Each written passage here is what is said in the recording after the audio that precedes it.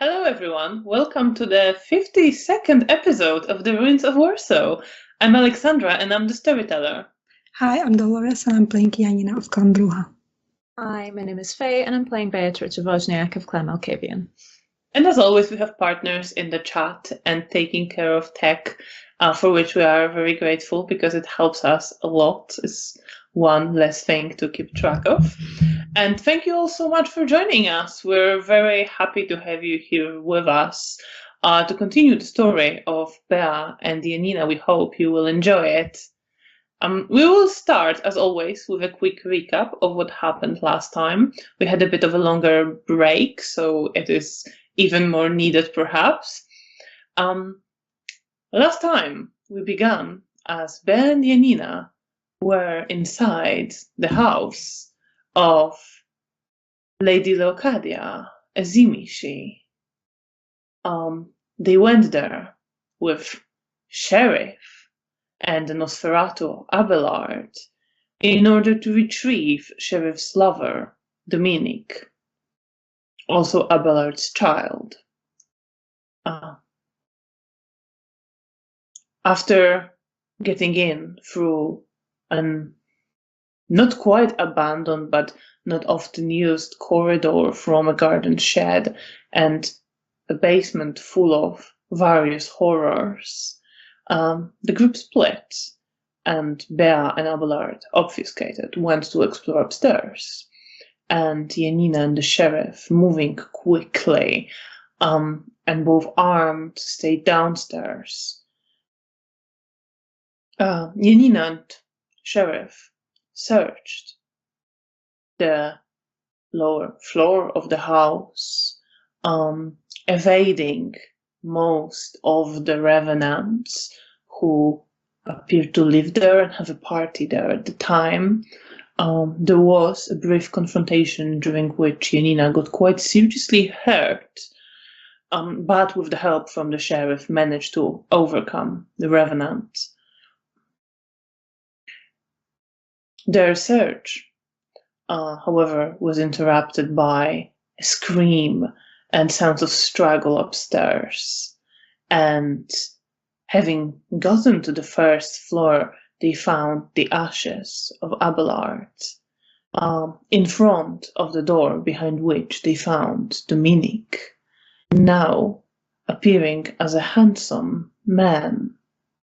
Meanwhile, Bea, while she was exploring the first floor with Abelard, first found a room that used to belong to her former coterie mate, Arek, now a member of Sabat, captured by the Camarilla. And during her search, she was summoned upstairs by Lady Leocadia, who spoke to her in her head. Bea, using telepathy, warned Abelard that the Zimishi was there, and then she proceeded upstairs, knowing very well that Lady Leocadia realized that Bea was warning Abelard. They spoke for an extended period of time.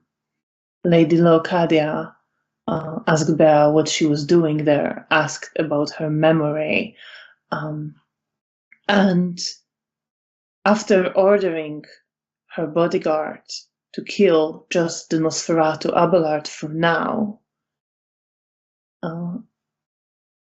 expressed willingness to let Bea and her companions go, but in exchange, Bea promised her to release Arek and return him back to Lady Leocadia. Bea struggled with herself over that decision, but ultimately, worried about Janina, agreed and promised to do that. Lady Leocadia also spoke to her of breaking blood bonds, offering to do that for Bea, mentioning that Bea has previously asked for it. But Bea declined. The group left Zimishi's mansion and returned to the Hotel Bristol, where they were quickly summoned to speak to the prince, who was very unhappy with all that unsanctioned escapade organized by the sheriff, and with Bea and Janina for participating in it and not notifying anyone about it. Janina got very angry for being told off and for the prince wanting to control what she does in her free time, and spoke back quite a lot until Bea brought the situation under control somewhat, and explained to the prince what happened in not much detail, but mentioning that some of what has happened might help her in a task she is to perform for Venture Primogen, and apologized for what occurred and for Janina. They were dismissed, after which Bea got rather angry with Janina and her careless, reckless attitude, and told her she wanted to be alone. She went to her and Felicia's room, where she broke down and started crying, overwhelmed by all the tension and all that happened in the last few days.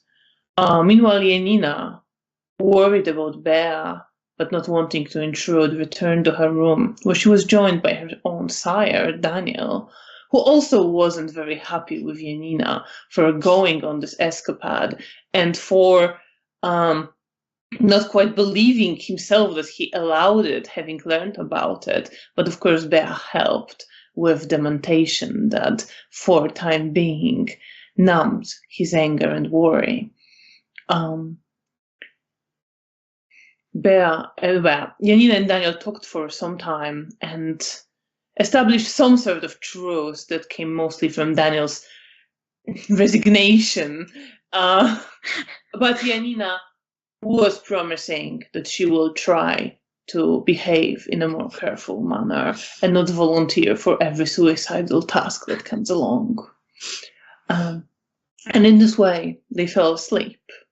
Janina sitting on the floor of her room with her sire, and Bea crying in her and her sire's room with her sire absent.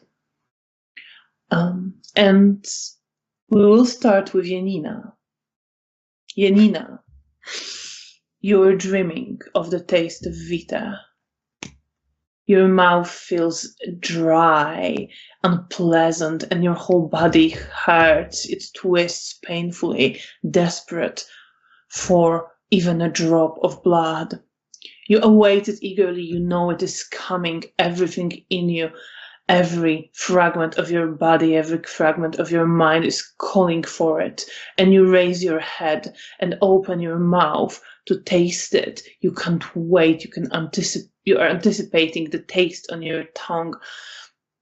You're so eager, so desperate. And then the drops start falling into your begging mouth. And the taste is overwhelming delight. It is life. It is everything you exist for. It is everything you desire. You lose yourself in it, savoring the taste, drinking more and more.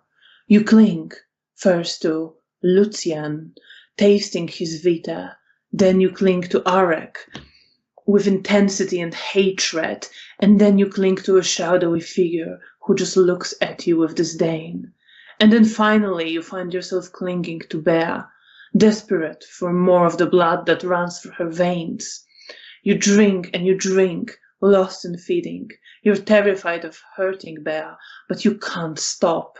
The fear doesn't stop you. Your mouth is too dry. You want to taste more Vita so badly. You want more of Bea. You're desperate, hungry and frenzied. You keep drinking and drinking, always hungry for more, unsatisfied, forever unsatisfied. You wake up, feeling hungry. Okay. Daniel is right next to you. You're leaning against him, sitting by the wall on the floor. And briefly a memory flashes through your head. You have a memory of drinking his Vita, of finding solace in it, slaking your hunger, feeling reassured, devoted, and grateful. And then it passes, but you can't stop thinking about Vita flowing through his body. I will try to look away and get up and go to the window and just concentrate on something else. You start going towards the window, but you can't quite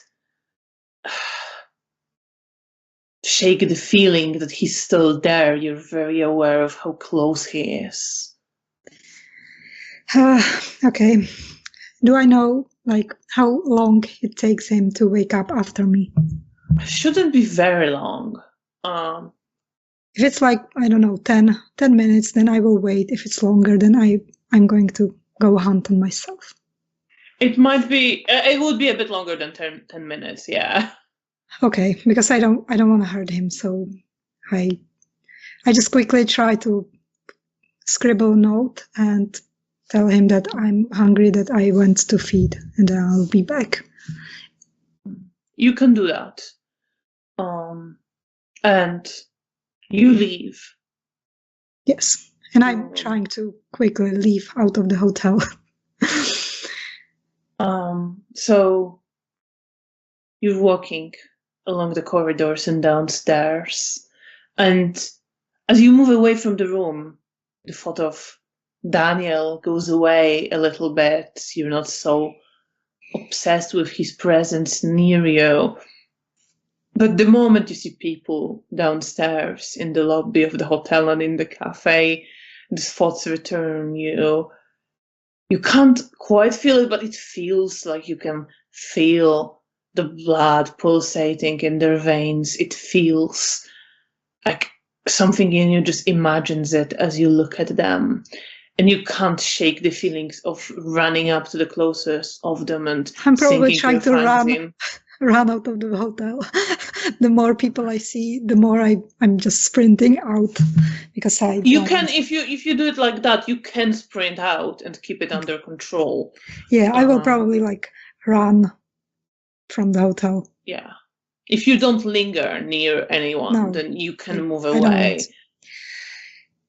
I know what I have to do, so I'm just trying to get away out in the streets. And you are in the street. It is a clear night again. There's some moonlight. Okay. The snow that lines some of the streets and ruins appears silvery, but you can't quite think about that. Your eyes keep darting towards every person that passes. Okay, I probably try to go to the area that I usually go, like somewhere far away far enough from the hotel that I know that I can safely feed, and then there I will wait for someone that I could drink from. Roll your wit and alertness, difficulty 7. Okay. I'm gonna check my injuries.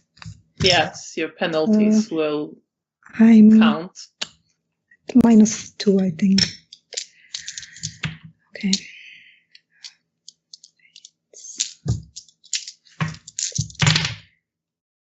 I'm not doing well. I have no success. You have no success, so you can't seem to find anyone.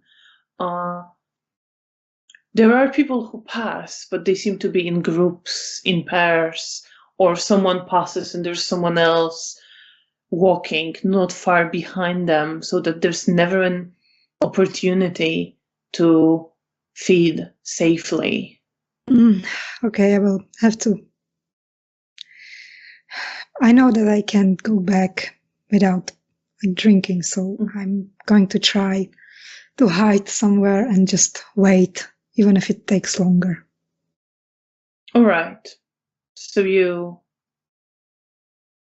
hide somewhere and you're waiting, and it's going to take a bit more time, but roll your wit and alertness again with difficulty 7 again, because you are taking time. Okay, now I have My 5 dice, all successes. Okay, that's very good.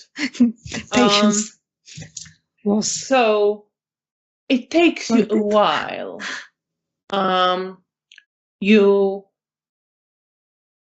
are growing somewhat impatient because as you are waiting, there is another person passing and you're getting ready to go for them. But then before you do, you see that someone else emerges from a side street and starts walking in the opposite direction, and you can't quite get a moment to get either of them alone and not within eyesight of each other. And you manage to control yourself and you wait longer. And then there is a group of young men passing. They're shouting a little bit. Some of them appear quite drunk.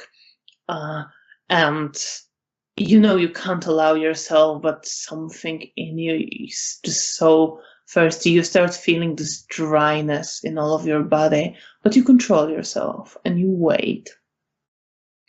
And then eventually, after some time has passed and some of this unsatisfying, frustrating encounters, you do see men, quite well-built men, walk along the street, and you don't see anyone else nearby.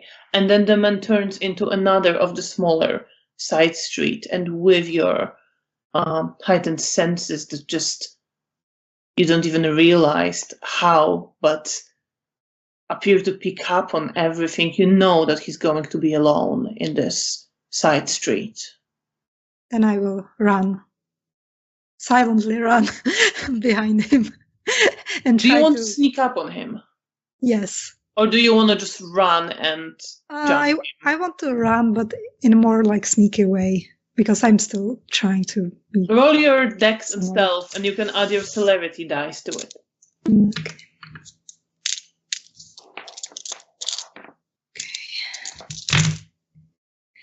What is the difficulty? Difficulty is 6. Okay, then 3 successes, 2, 7, and 6. He doesn't notice you, and you are able to grab him, push his collar and scarf to the side, and quickly bite into his neck, which I presume you do. Yes, of course. And finally, after so much waiting, after so much frustration, you feel the sweet, intoxicating, life-giving vita in your mouth, nourishing your body, bringing you relief. And I will need you to roll for self-control and hang on a moment, because you only have 2 blood points. You can only use 2 dice. Yeah, I know. And you have difficulty 8 because you're a bruja. Do you wish to spend willpower? No, I don't think at this point. I think right now she's so hungry. All right, well, I'm gonna risk it. Go for it. Oh, thankfully I got 2 and 10, so 1 success. All right, so you want to, you're not even thinking about it. You almost want to just indulge, but you catch yourself as you are drinking, and the thought that there is a safe amount to drink prevails, and you are in control. How much do you want to take? If I take 3, how do I know that it's still like the man is well built? He's gonna be fine, right? Well, it's like this. He may very well be fine. Many people will be, but you can never, without examining him beforehand, you will never be sure. So do you want to take 3? Yes, I think at this point, yes, because I'm on 2 and I'm very hungry and I don't want to risk anything. So I for in the hotel and around my friends. So I will take 3. So you drink a bit more, deciding to take a risk in order not to pose that much of the risk yourself. to others. And finally, you move away from him and you hold him still in your hands. He looks a little bit pale in the moonlight. Okay, I'm gonna lean him against the wall and I'll check his pulse. Roll your intelligence and medicine, difficulty 6. Okay, 3 successes. 3 successes. So, you examine him quickly, check his pulse, take some time doing it, and he stays unconscious throughout this. But you think he's going to be okay. He might take a bit longer to wake up, but you don't think he's deteriorating in any way. He should be waking up and coming to soon. Okay, then I will leave him. I will stroke him on the head and leave him. How do you feel about this? You drank a little bit more. I'm a bit stressed and there is guilt, but I sincerely hope he's gonna be fine. He looks like a healthy person, so I hope he's gonna be fine. You're pretty sure he's going to be fine. Yeah. That makes me feel better because I was worried I'm gonna lose it and hurt someone who will not be fine because I wouldn't be able to stop myself. So, with these thoughts, I get back to the hotel. So you start walking back to the hotel and you feel more satisfied. But there is still a bit of hunger in you. You're not entirely at peace, although it's nowhere near as intense as it was when you woke up. Meanwhile, Bear, you are lost amid the ruins, walking on the rubble that is shaking under your feet. You barely keep your balance. Your eyes stink from smoke that gathers all around you. It smells of ash, blood, and burning flesh. You try to move forward, find the way out, but there's only rubble and broken bones under your feet. You're lost and you don't remember where you came from and where you're going. You were looking for someone. You're pretty sure you were looking for someone, but their face vanished from your memory. You remember only smell of blood, the sound of grinding and breaking bones, the fear, anger, and pain. In the distance, you see a dark cloud covering starless sky and the remains of a city, and it is moving closer, engulfing everything in its way. You try to run, but your legs get trapped in the rubble. You fall. Something cuts through your skin. Your blood stains the stones and bones that appear to be absorbing and drinking it, getting this reddish color as the smoke comes closer and closer. You try to run again. You try to crawl forward, but your body contorts, your bones break, and you fall under the rubble, onto broken bones, onto your own blood sinking into the stones as the dark cloud of smoke engulfs you and everything around you, and everything you know, and everything you were disappears in this dark cloud, just leaving only emptiness and darkness. You wake up. You're lying on the floor. There is a journal that you're clutching in your hands. There are stains of blood on its pages that is open on, and something hurts on your torso over your heart. I think I just start crying. I'm just feeling so overwhelmed and exhausted and in pain. And I just clutch the journal to my chest and cling to it and just start sobbing. It's loud and ugly crying. It's not controlled at all. and the bloody tears just streamed down my cheeks. And you spent some time there, crying and clutching your journal. The memory of the dream slowly fading.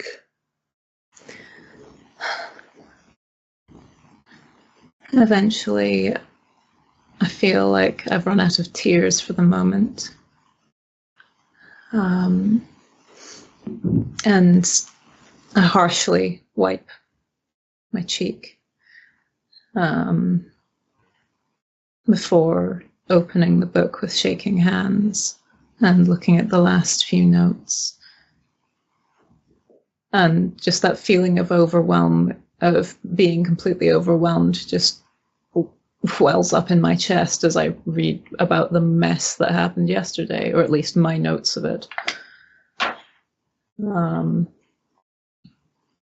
And I think I just end up sitting there on the floor for longer than I really should do, just staring at these notes and feeling lost and exhausted and very, very small. And as you are sitting there, eventually there's a knocking on the door. I shakily sort of get to my feet and I'll approach the door and ask who it is. It's me, Daniel. Is Janina in there? Oh. I'll crack the door open and with my head sort of tilted down so that my hair is mostly falling over my face, I just say, no, she's not here. You're not really hiding. I'm not doing a good job. Turmoil, right? I'm not in a good place right now. So he kind of pauses and looks to you. Are you all right? No. Not really. I will be. It'll be fine. Sorry. Listen, I don't know what you were up to, but you were for some tough shit, so... Stupid. Can I come in? Sure, yes, sorry. And I step back and allow him inside. I think I sort of turn away as he comes in and make a bigger attempt at sort of wiping my face. He comes in and he closes the door behind him, but he kind of stays sort of there, taking in the room and some of the blood from your tears on the floor and your journal that you're clutching in your hands and the blood on your face that you're trying to wipe away. Listen, I came looking for Janina, but I'm not very good at this. Do you want to talk or something? I'm sorry. I don't mean to be a bother. You're not a bother.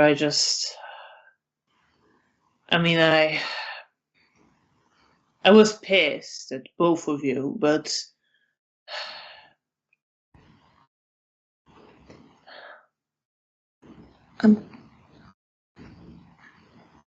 Thank you for being angry.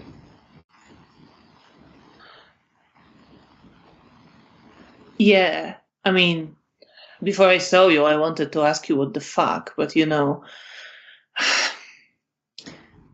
I know you. I'm sorry. I didn't... The whole thing was stupid. Just a series of bad calls and messed up memories. Well, I'm not going to reassure you that it wasn't fucking stupid. It was. But you got through it. You got Janina out of there somehow. I had to keep her safe. And something tells me it's not the end of the mess. But at least you're out of there. She's still walking. And that's what matters. Yeah.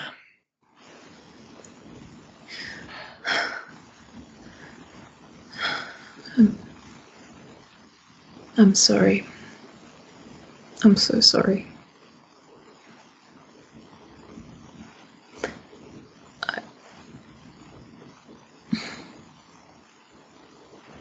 All I have are excuses. You don't need to give me excuses. You made a bad call. Fucked up one, if you ask me, but it's done. But listen, Janina has gone somewhere.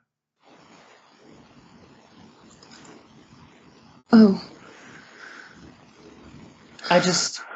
Maybe she just went out for a bit. I don't know. I don't want to panic. She promised me to be more careful just last night, so...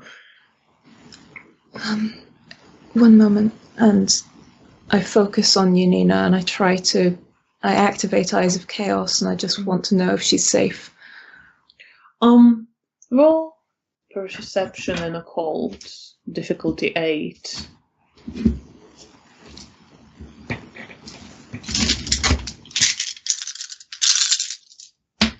No, I should be missing a dice on my penalties. Yes. I remember just in time.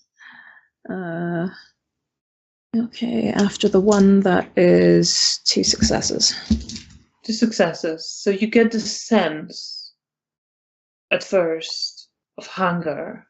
An overwhelming hunger. For a moment you look to Daniel and you can almost see his vita filling his body. An impatience and frustration.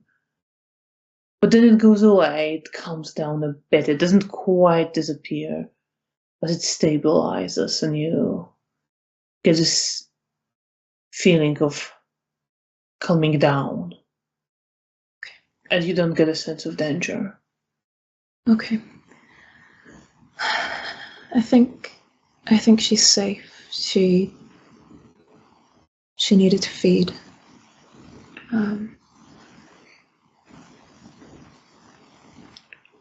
Well, let's hope you're right. He kind of takes a few steps forward. I don't want to impose, but is there anything I can do? I don't know.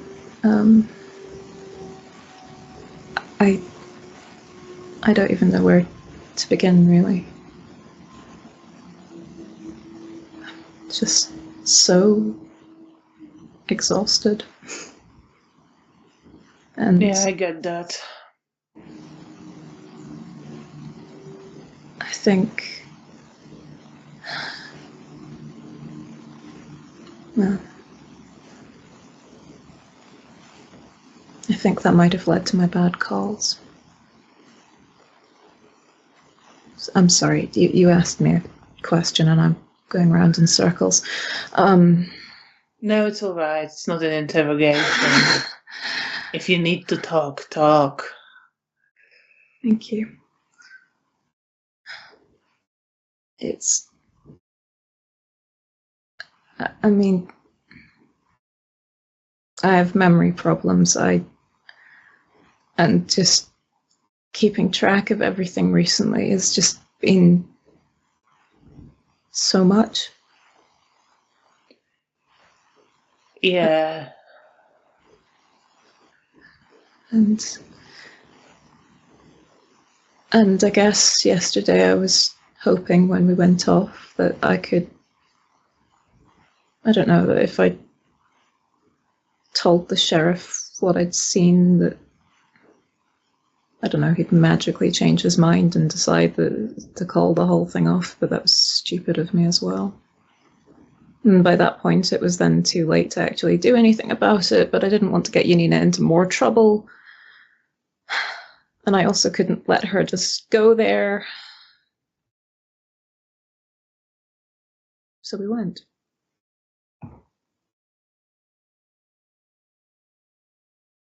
We got Dominic back.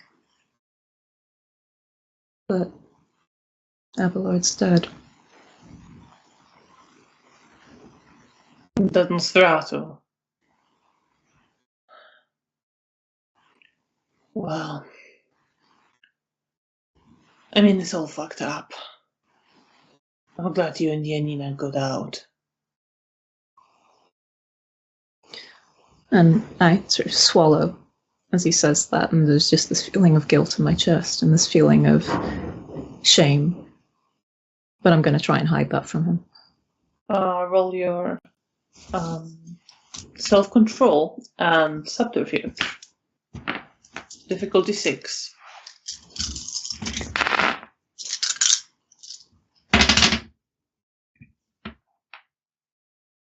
That is not a good roll from me. That is a single success. And he kind of gives you a look as you're trying to hide it, but he raises his eyebrows a little bit. Something else on your mind? And I don't think I can quite meet his eyes.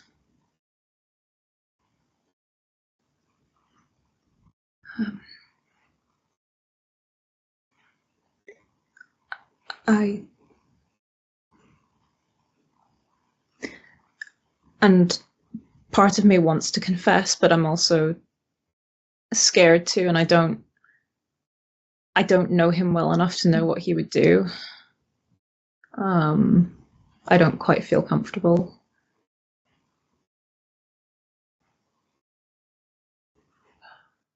After you pause for a moment, he just says, "Listen, you don't have to explain everything to me. Maybe none of my business. It may be that I prefer not to know."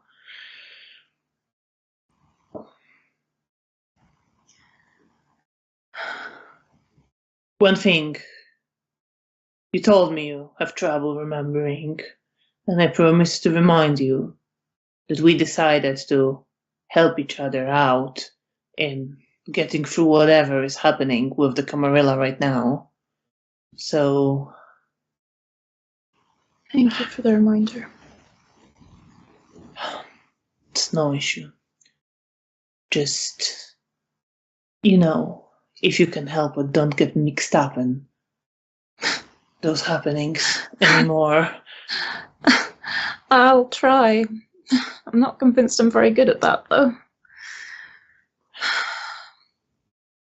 And I think at that point, I like some of the tension lessens from my shoulders, and there's almost an attempt at humor, although it's not good humor, in what I'm saying. Well, you certainly fucked up this time. Yeah. But I know what it's like with Janina as well. She doesn't have a clue what's happening around her. Or it feels like she willfully ignores it.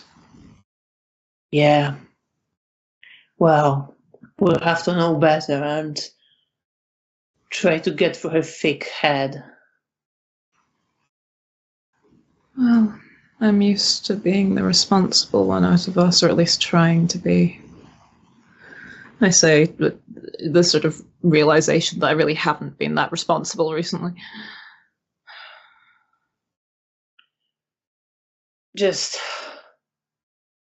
don't pull anything like that again, okay? Or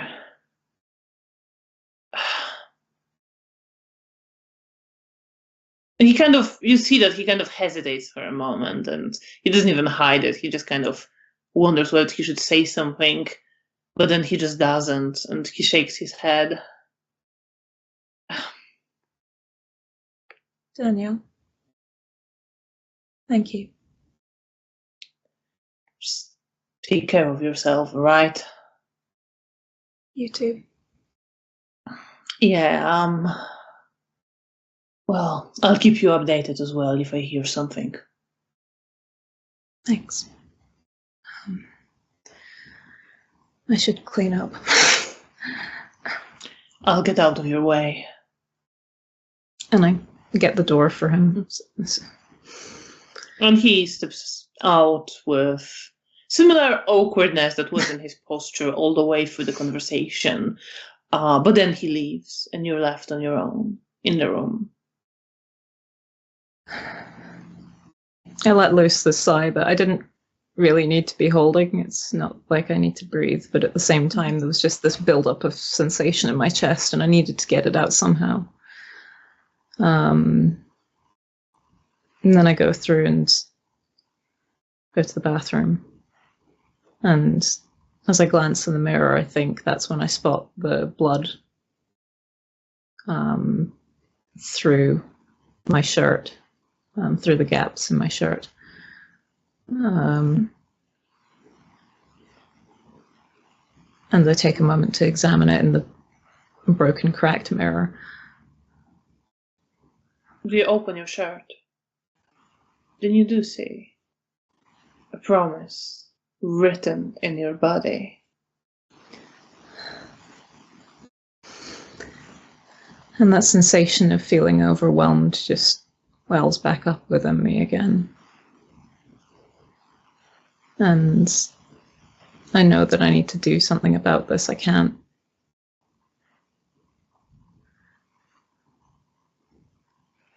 keep this to myself. I can't do this.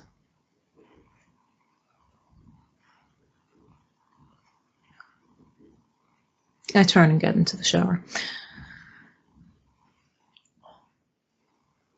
Meanwhile, Janina, you are heading back to Hotel Bristol, having fed, feeling not quite satisfied, but better, calmer. And as you are approaching the hotel, you're just outside heading towards the entrance. You see two people get out of a car.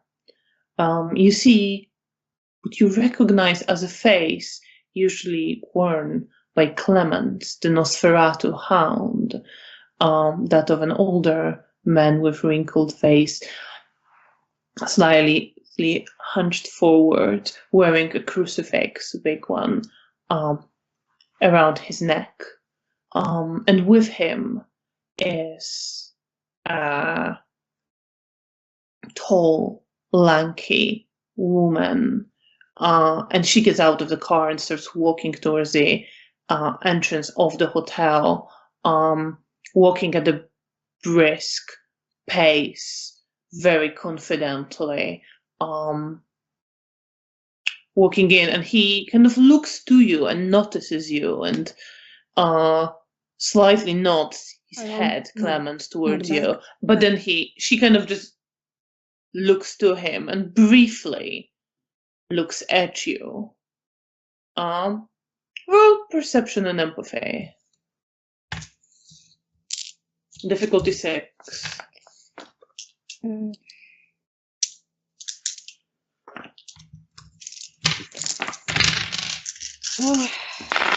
Two successes. 2 successes. Oh, actually, she didn't roll that well. So you can actually see the recognition in her eyes and certain irritation, not quite at you as such, but it is connected to you in some way. Like you remind her of her anger, and you see like that she's angry and impatient. And Clemens just hurries after her as she turns towards the entrance and heads inside. When I see her recognition in her eyes, I know this is Clemens, and I think it's a wolf? Yeah. Okay. It could be. Yeah. So that's what Janina thinks. Mm. And I wait for them to go inside, and then I also go inside the hotel. And where do you head once you're inside the hotel? Probably my room, either to find Daniel, and if he's not there, to at least like get myself a bit cleaned up, because yesterday I really didn't much. Right. So you head to your room and you find that Daniel isn't there. Okay. Then I go just to the sink and I just freshen myself up and maybe comb my hair a bit, and then I will go to bathroom. Feeling anxious. Yeah, what's running through your head as you're going to Bea's room? She didn't really want to speak to you. She was angry with you. Yeah. And you feel that you've hurt her, and you feel it really intensely because of that two-step blood bond. Yeah. I feel anxious and guilty, but at the same time, I don't want to just not talk to her and let it go. I want to make up with her. So. Yes, you want it very badly.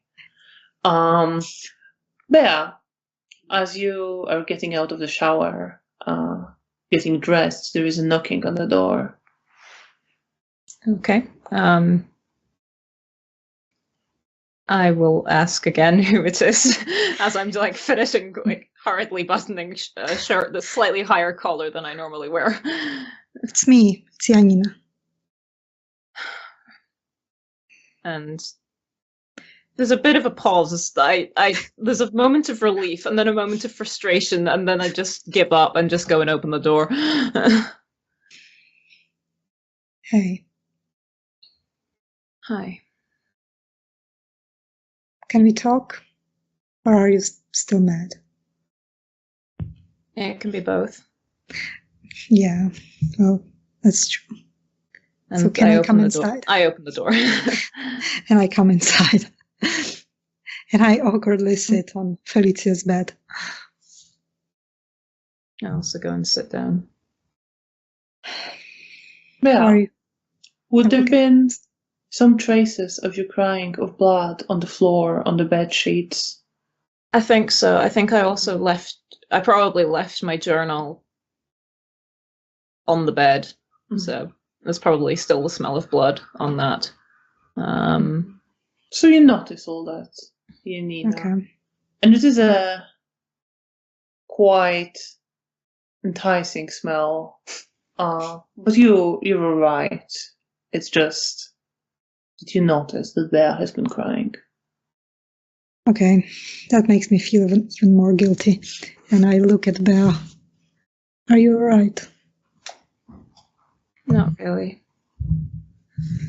But I spoke with Daniel earlier. He was looking for you. He was worried. Oh, okay. I left him a note, but I guess he didn't see it. I guess not. It's alright. I will find him later.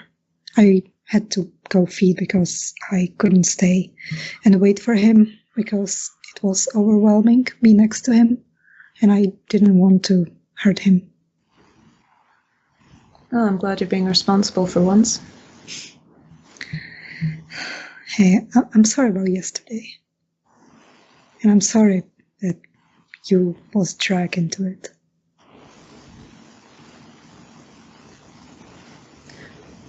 Are you sorry for backtalking the prince?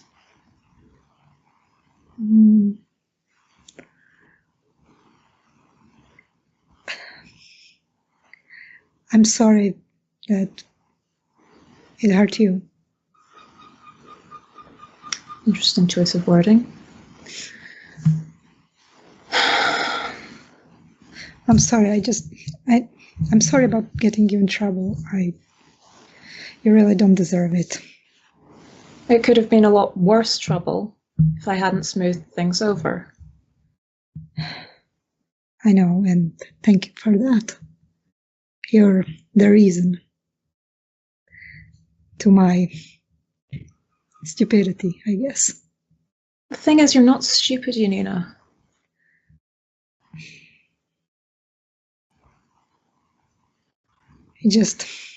I get angry when people tell me what to do, and with my free time.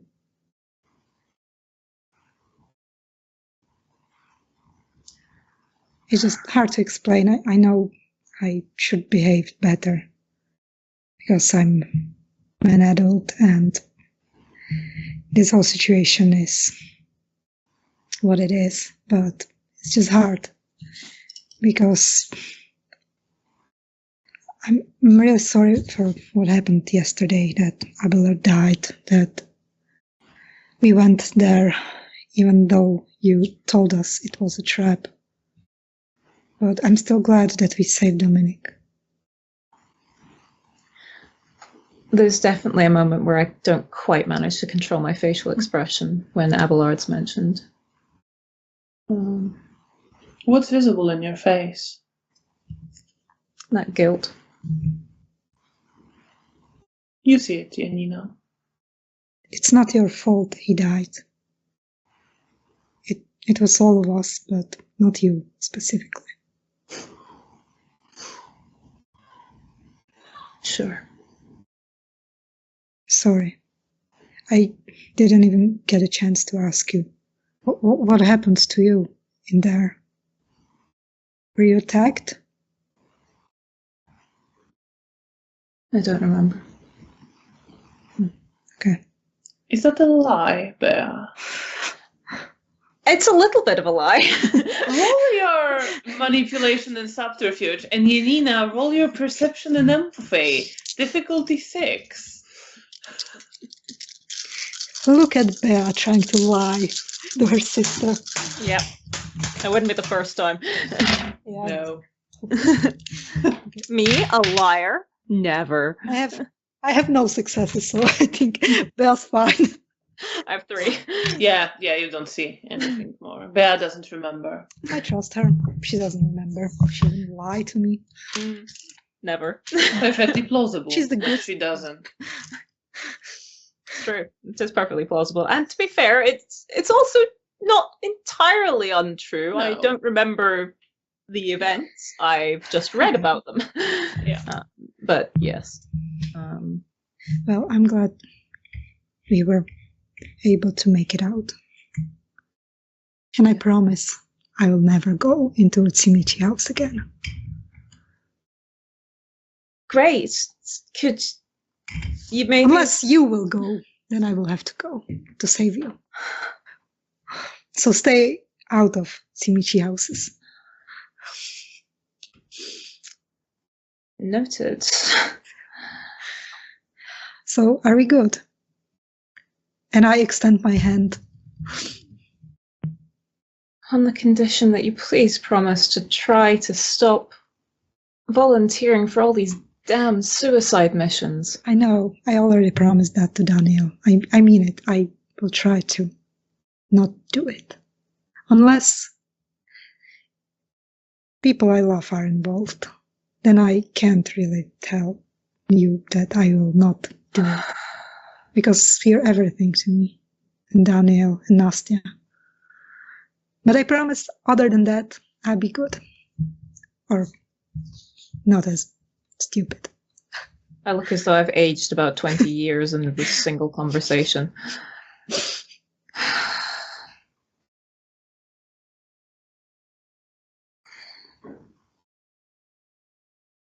Please.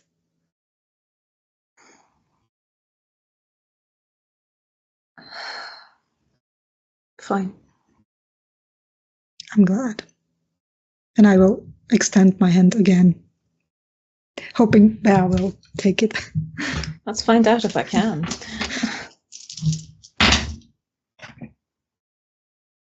Yeah, I'm okay.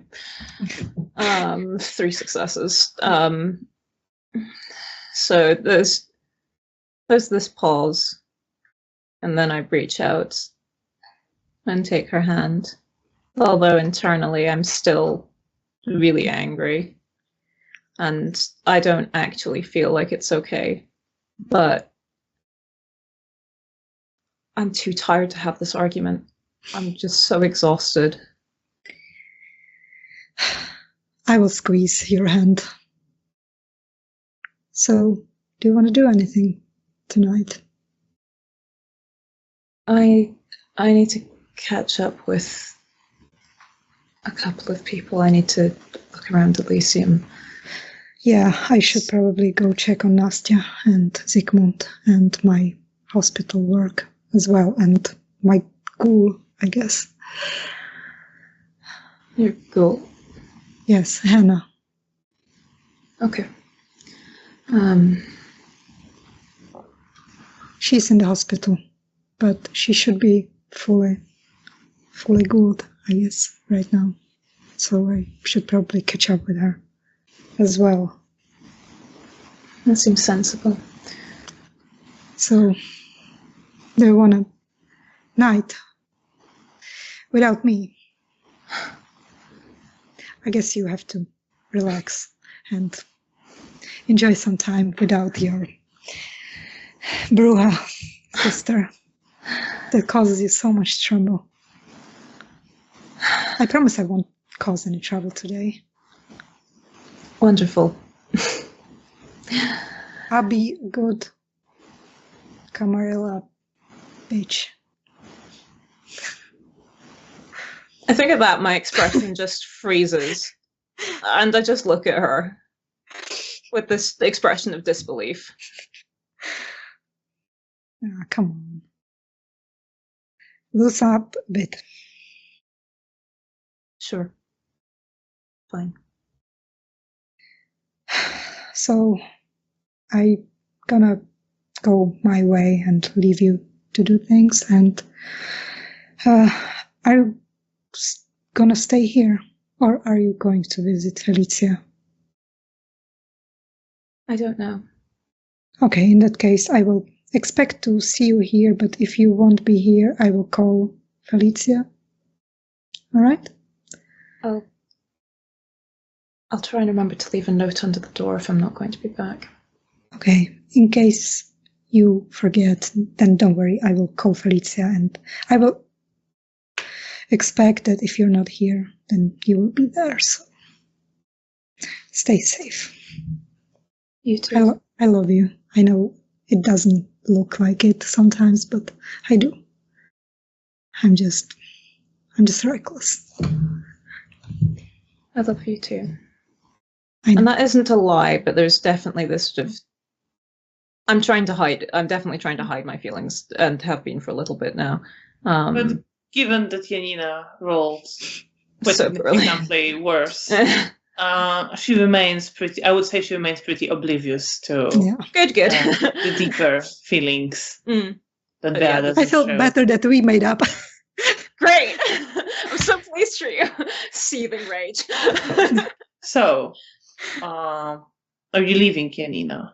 Yes, I will go check the Elysium to see if Daniel's there. All right, so you head towards the Elysium. How are you feeling? Better that you made up with Bea? Yeah. Reassured? Yes. I feel better that we talk about it and that she doesn't hate me. And that we are seemingly on good terms again. And I was trying to be sincere with her. So I don't know what else I can do. Like, I'm not gonna tell her that I regret speaking back to the prince when I don't. So, yeah. But I feel better. At least we are all right again. And also, I'm kind of relieved that I will have something to do tonight, something away from Bea and from what happened yesterday. So I also feel like, for once, the work might also be a good distraction. And I also want to see Nastya and my ghoul.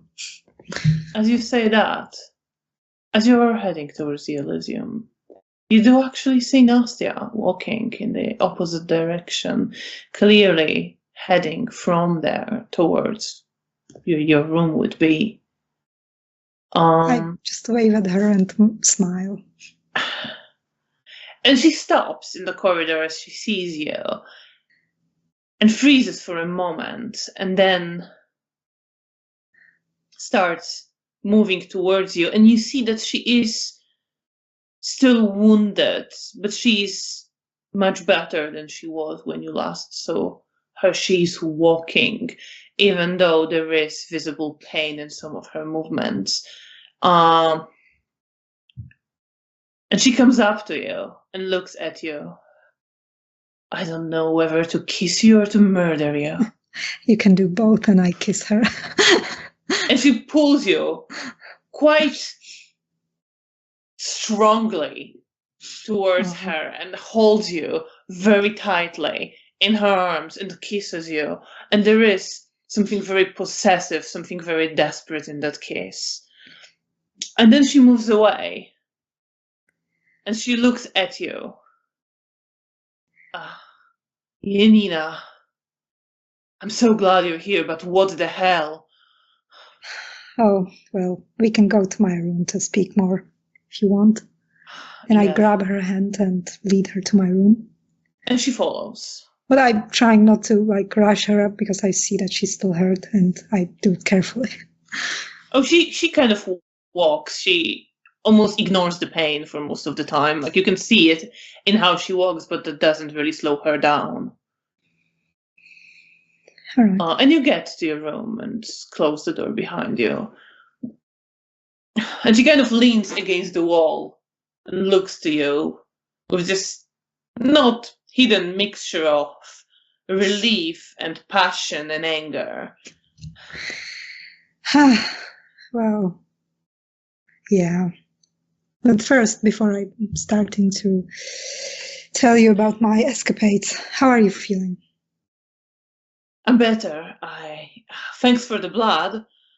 Did it help? Helped. Yeah, it did. And Zygmunt got some more. I'm glad. You look great. Hotter than ever. Thanks. How are you doing? You seem hurt as well.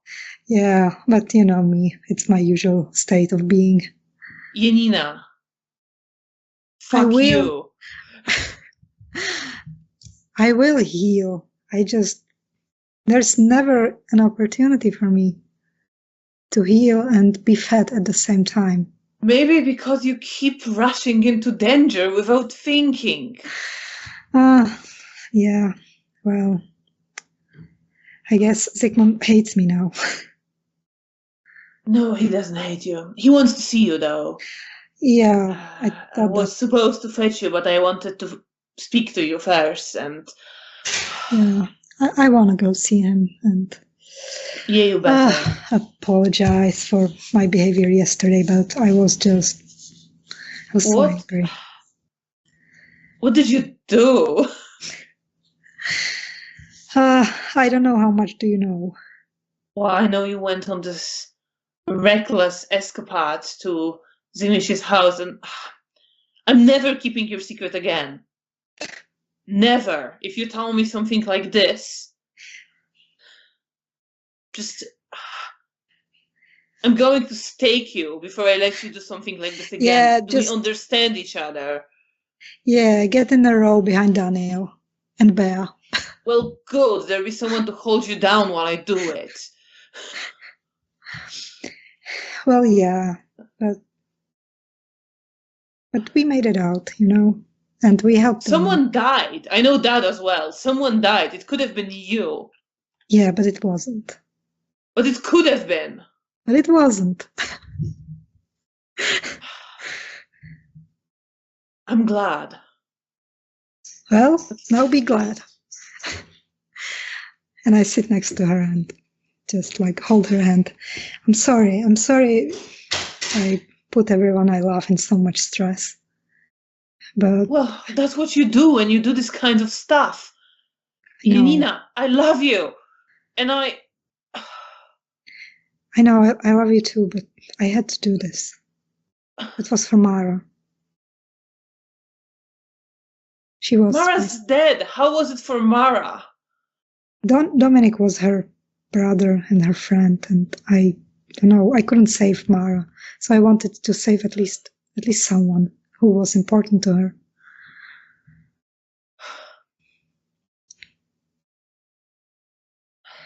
I'm sorry, okay? I promised Daniel and Bea and now you that I'm not going to do stuff like that again. Unless it's you or Bea or Daniel. Because you can expect me to stay away if you are gonna be in danger. But I promise I'm not gonna volunteer to everyone's suicide missions. Well, I guess that's a start. Setting the bar low for me, from the start. If I'm ever in danger, Janina, and you need to do something stupidly dangerous, please at least be smart about it. I will try. I will try to ask smart people. You're so smart, and yet such an idiot. I know. And she pulls you in and kisses you again. And it's an angry kiss. It's like it's full of love and anger at you at the same time. And the way she pulls you closer, it almost hurts. Okay, I guess I will have to go see Zygmunt. Is he in the Elysium? Or no, should I? He should be in his study. Okay. You mean here in the She glances at a pocket watch she has. Yeah, he should still have time. I know he's meeting the Primogen later. Okay, I will try to go see him right now. And then I'm going to go to the hospital to see my ghoul. Right. But I hope, are you staying here or are you going back to Zygmunt's? I'm gonna go back with Zygmunt. Okay. Then I'm not sure if that's gonna be tonight or tomorrow. Okay. I hope to see you around. You can always come to his house. I know. Well, we'll see after I speak with him. Maybe I'm gonna be grounded from seeing you. And I chuckle. That's not gonna happen. I know, I'm joking. And I kiss her on the forehead and leave her in my room. And I go. And she kind of grabs you a little bit like she doesn't want to let you go. And she pulls you closer for one more kiss. And then she stands up and leaves with you. Okay. I'm trying to look for... I guess before I go to Zygmunt, I will try to find Daniel because he was looking for me. Yeah. All right. So where do you head? Towards the Elysium? Yeah. All right. Or maybe I will ask Nasty if he was there when she came out of there. He was there briefly with Antoni. I'm not sure if he's still there. Okay, then I will just glance before I go to Zygmunt because Daniel was looking for me and I don't want him to worry more. So you start heading towards the Elysium. Meanwhile, Bea, Janina has left. And how are you feeling? Partially like I'm about to explode. Just so angry and tired, and I'm actually a bit hurt by her last comment about being a Camarilla bitch. I know it wasn't directed at me, but just it was not what I needed in that moment. Mm-hmm. So I think I take a moment to just pause. And just in this very childish sense, I get the urge to just put a pillow over my face and scream into it. But I resist that urge. And just wait for some of the anger to burn away. And once I'm feeling slightly less like I'm about to frenzy on someone, I will get up and head to Elysium. So you get up and you head towards the Elysium. And as you enter, you do see several people there. You see Mihai was sitting in his usual place. And near him is Stefania, as well as Joachim the Tremere, and Stefania and Joachim are talking. There's a slight smile on Joachim's face. You see Rahela is sitting near Mihail, and she is smiling and laughing at something that he says to her as you enter. You do see Clemens there, and just standing on his own for now, observing. And you see Daniel there, sitting, looking around, not really speaking to anybody, exchanging a few glances with Clemens, but not coming up to him. And not long after you enter, is there anything in particular that you're looking for, anything that draws your attention? Not right now. I think there's this sense where I know that I need to speak to someone, but there's also this sort of overwhelming feeling of I'm not entirely sure who to talk to or who to approach. I don't think anyone here is quite drawing my attention right now. And there's also this sort of feeling of self-consciousness, which I don't normally feel. And as you stand there for a moment, the other door to the Elysium opens, and you see Cornelia emerge through it, walking with Mr. Sarnowski.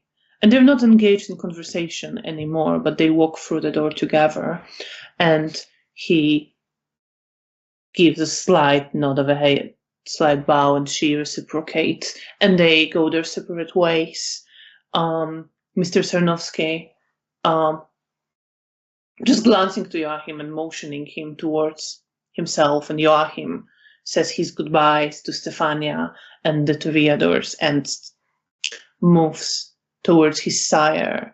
And Cornelia looks towards you, and she starts heading towards you. I will approach her as well. Ms. Wozniak, do you have a moment to speak? Of course. Please follow me. And I follow after her quietly.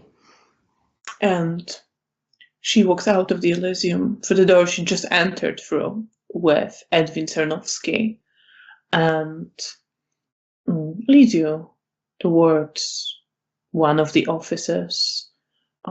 There isn't much there, really. There's a map of Warsaw on one of the walls. There's a desk. There's a couple of chairs, 2 armchairs, and a small coffee table. And she sits in one of the armchairs, gesturing towards another one.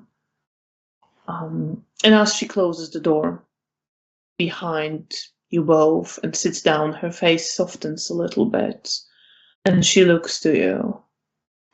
I heard what happened. I was hoping to speak with you. How are you? And I think sort of as her face softens, I just find my hands shaking again, and just that feeling of stupidity and regret and guilt sort of clawing up in my throat. I am really sorry you've been through this. The sheriff should never have done that.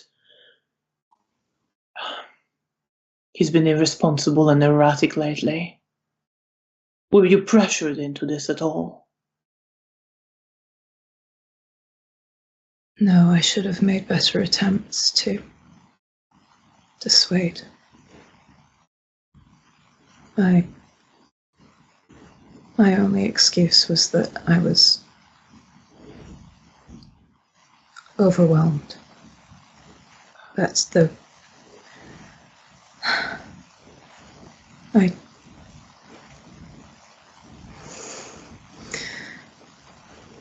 It was foolish.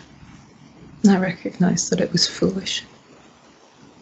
And in hindsight, I fully know that I should have told someone.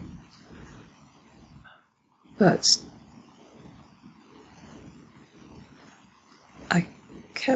I forgot. And then when I remembered,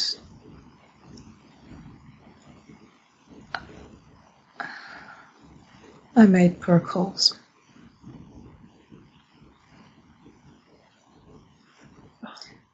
However, I think I have some more information from Mr. Lubomir's scheme, a potential benefit that can be taken from it, depending on how he sees fit to use the information. So, well, I'm glad to hear that, but how are you? You seem to be barely holding together. I don't blame you. It's the sheriff who should have known better. I don't think you stood a chance to dissuade him from it. Not in the mental state he's been in.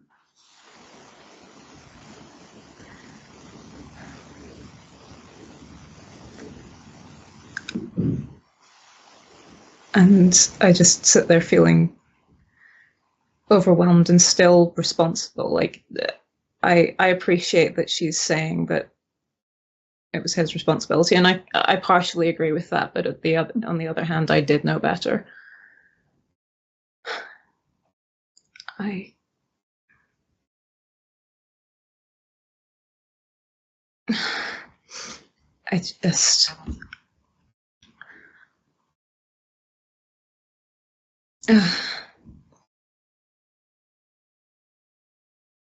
just I was scared for you, Nina.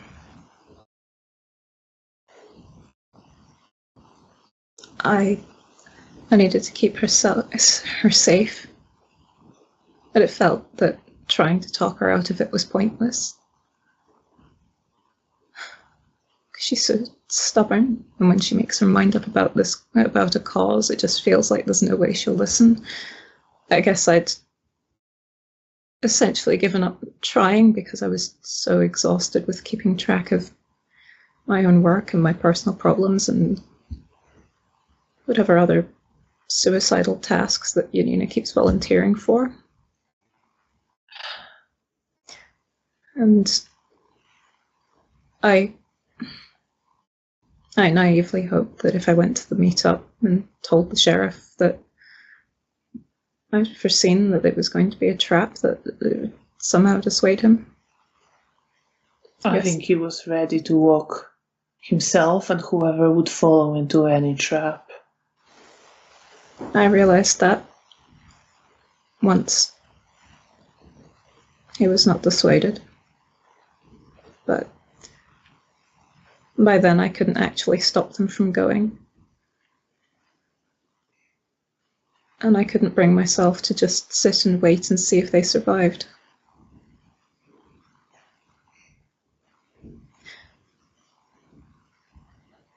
I'm sorry. No, I'm sorry. I know. Trying to make a bruja see reason can seem like an impossible task. Believe me, I know.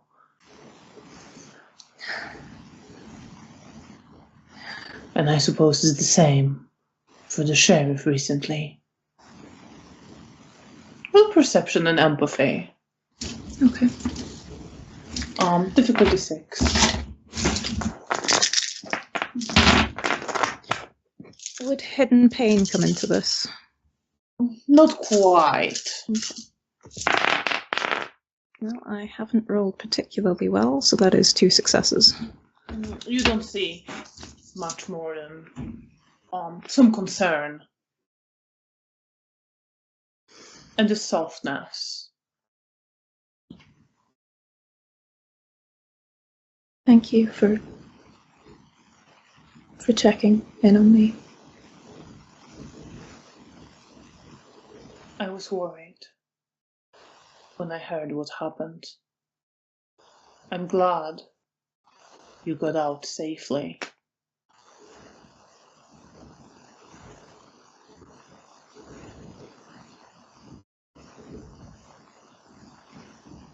I know you're probably feeling all sorts of things about your involvement, but... That's certainly one way to put it. Well,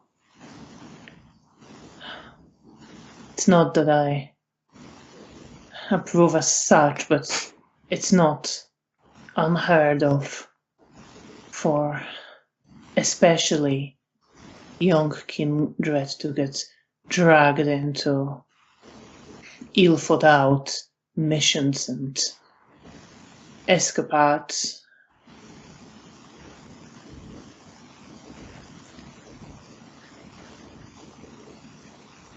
I know you can move on from this.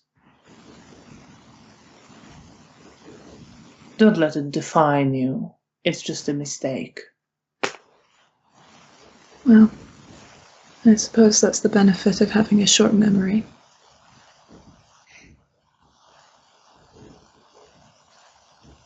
And there's definitely this frustration and exhaustion and sadness when I say that.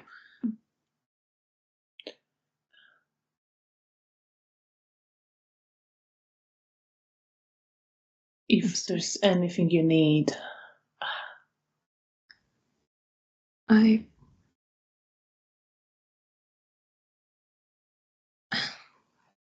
if I could ask your advice regarding Mr. Lamias, I'd appreciate it.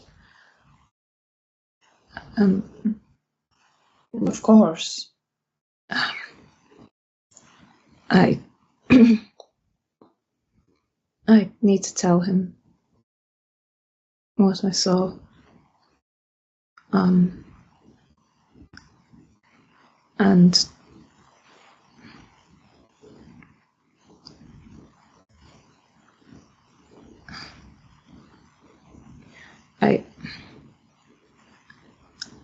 I'm just worried that, I don't know, I guess I'm just worried that I'm going to be bothering him. Which... Well, you can tell me and I'll convey the information. That is part of my role.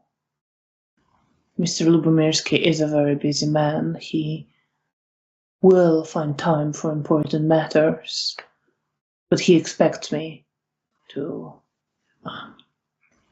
act as a messenger of sorts. Of course. I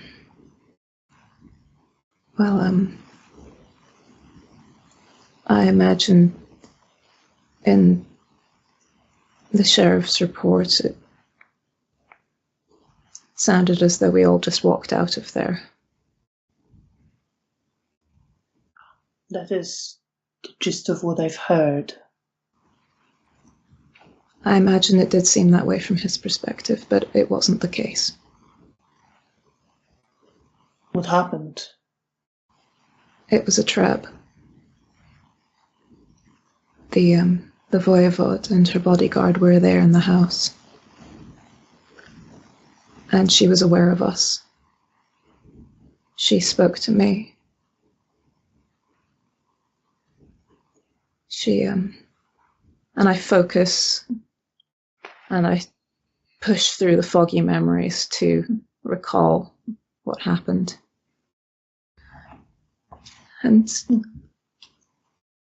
And I panicked, and because she was in my head again. And she told me to come upstairs and talk to her. And I tried to warn Abelard, but she was in my head, and so she heard.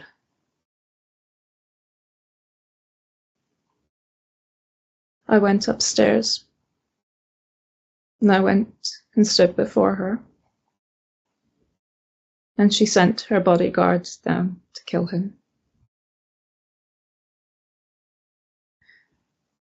During this, she was in my head the whole time, and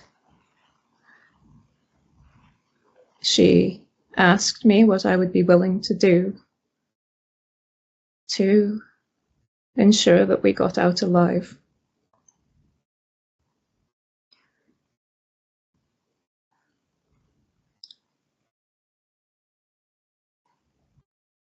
She made me promise that I would bring Arik back to them.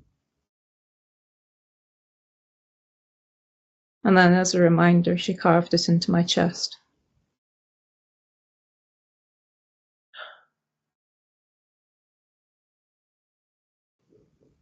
I need to tell you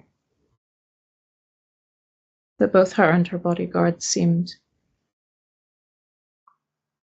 They were willing to let all of us walk out, including with Dominic, if it meant that Arik was returned to them.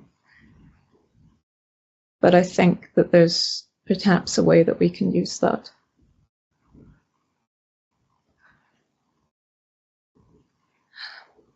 What do you propose? That perhaps someone could wipe my memory of confessing, and I could go back to her and tell her of the plan, of where he will be taken and held. I could go to her directly with the news.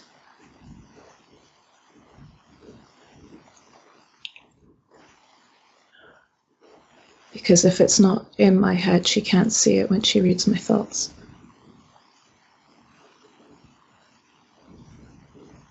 You're prepared to do that? I need to make up for my mistakes. And I want for the Camarilla.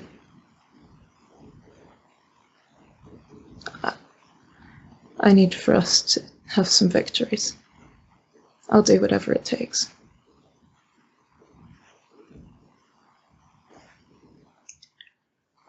Perception and empathy again.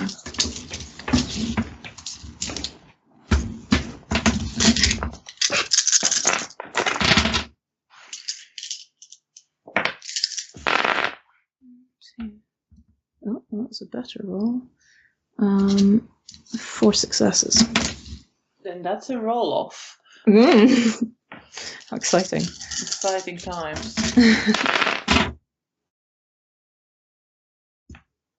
That is also a good roll. Another 4 successes. That is a better roll than she got this time.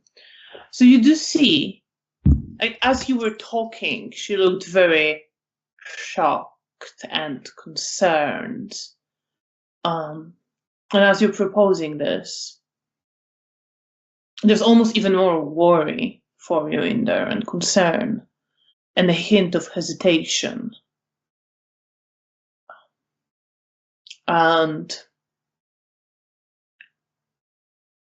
after a moment, she steels herself and just says, I will need to discuss it with Mr. Lubomirski. Of course. I won't do anything without his approval. Well, certainly not that I can without. But thank you for caring and for listening. Of course.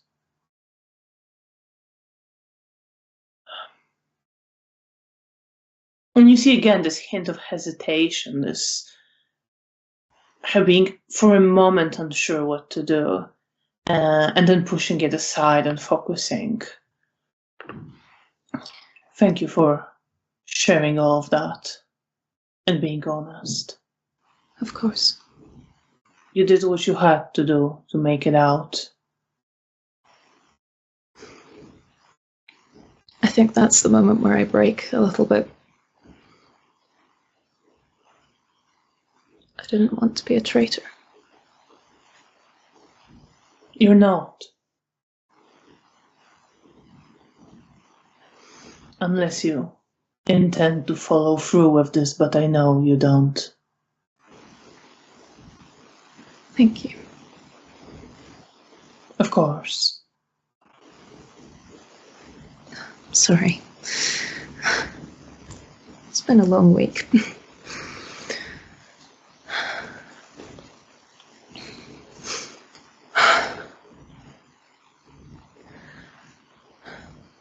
I will speak to Mr. Lubomirski.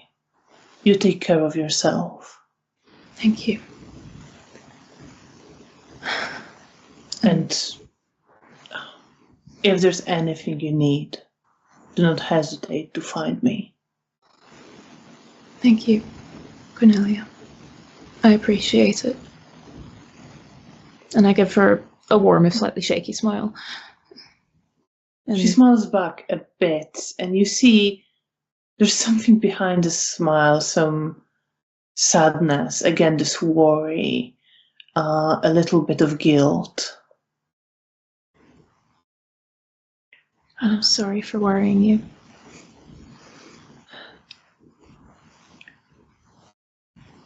It's nothing. Just be careful, please. I'll do my best. I pause for a moment, and my frustration with Janina slightly bubbles to the surface, and I say it'll be slightly easier without a Bruja with me.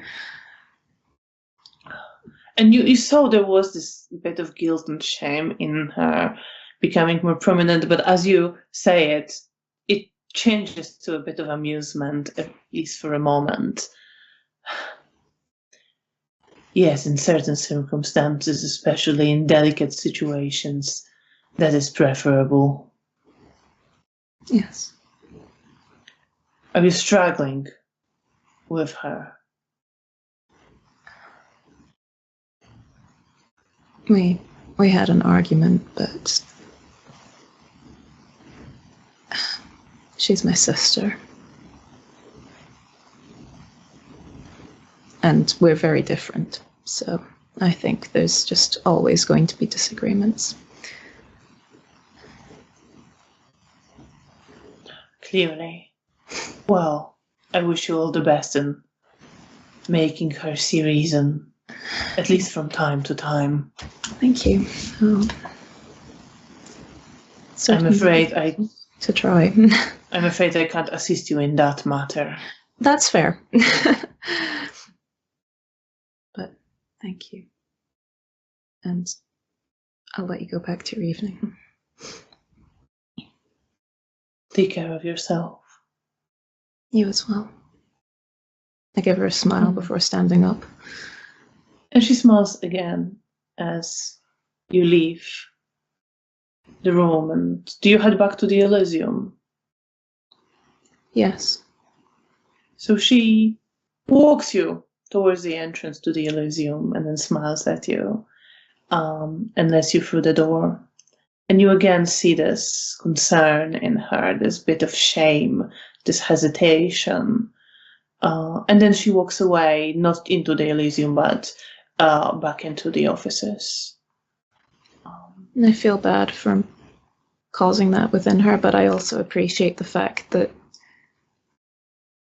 she didn't let it control her.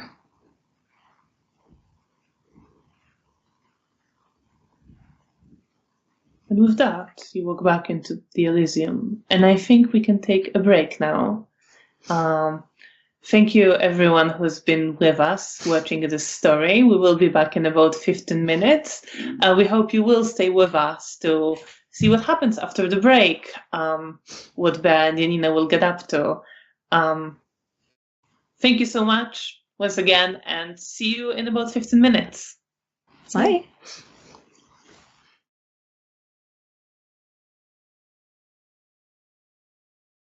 And welcome back. Thank you so much for staying with us. And let's continue with this episode of The Ruins of Warsaw. Janina, you get to Elysium, and you indeed see Daniel there. Okay. He is currently chatting to Nina, the Toreador, who used to hang out with the Anarchs. I'm slowly start to approach him, to wait for him to see me.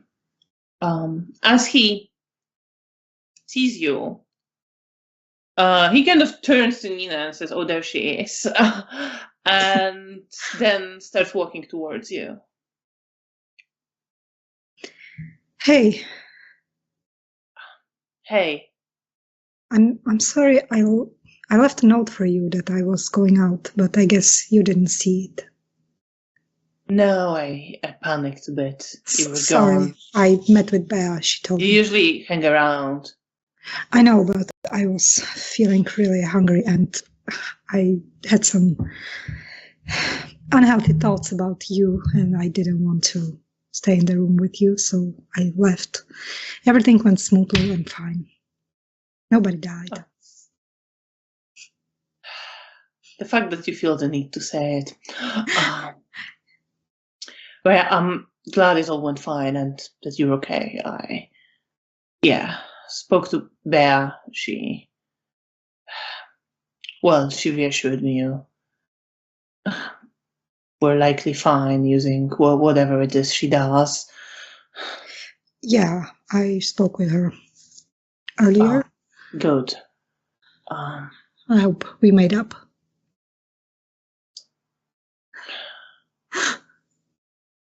He kind of glances around and then just doesn't say anything, just shakes his head a little bit. So anyway, me and Bea are taking night of each other.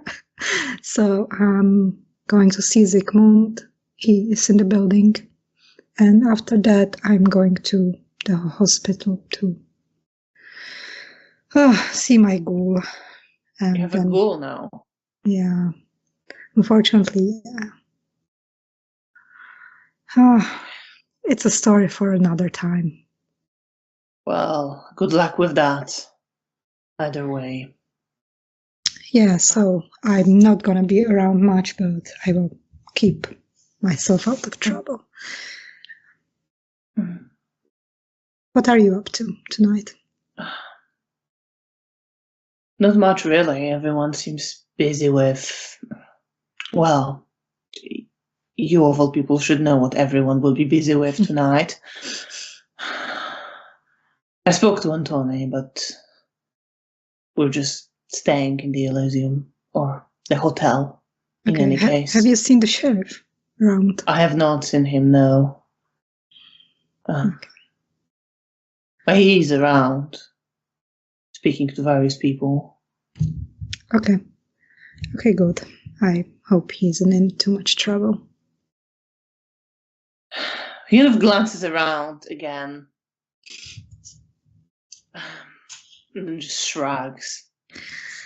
All right, I will leave you to your highly duties with Antoni, and I will go my way. See you around. I'll see you around.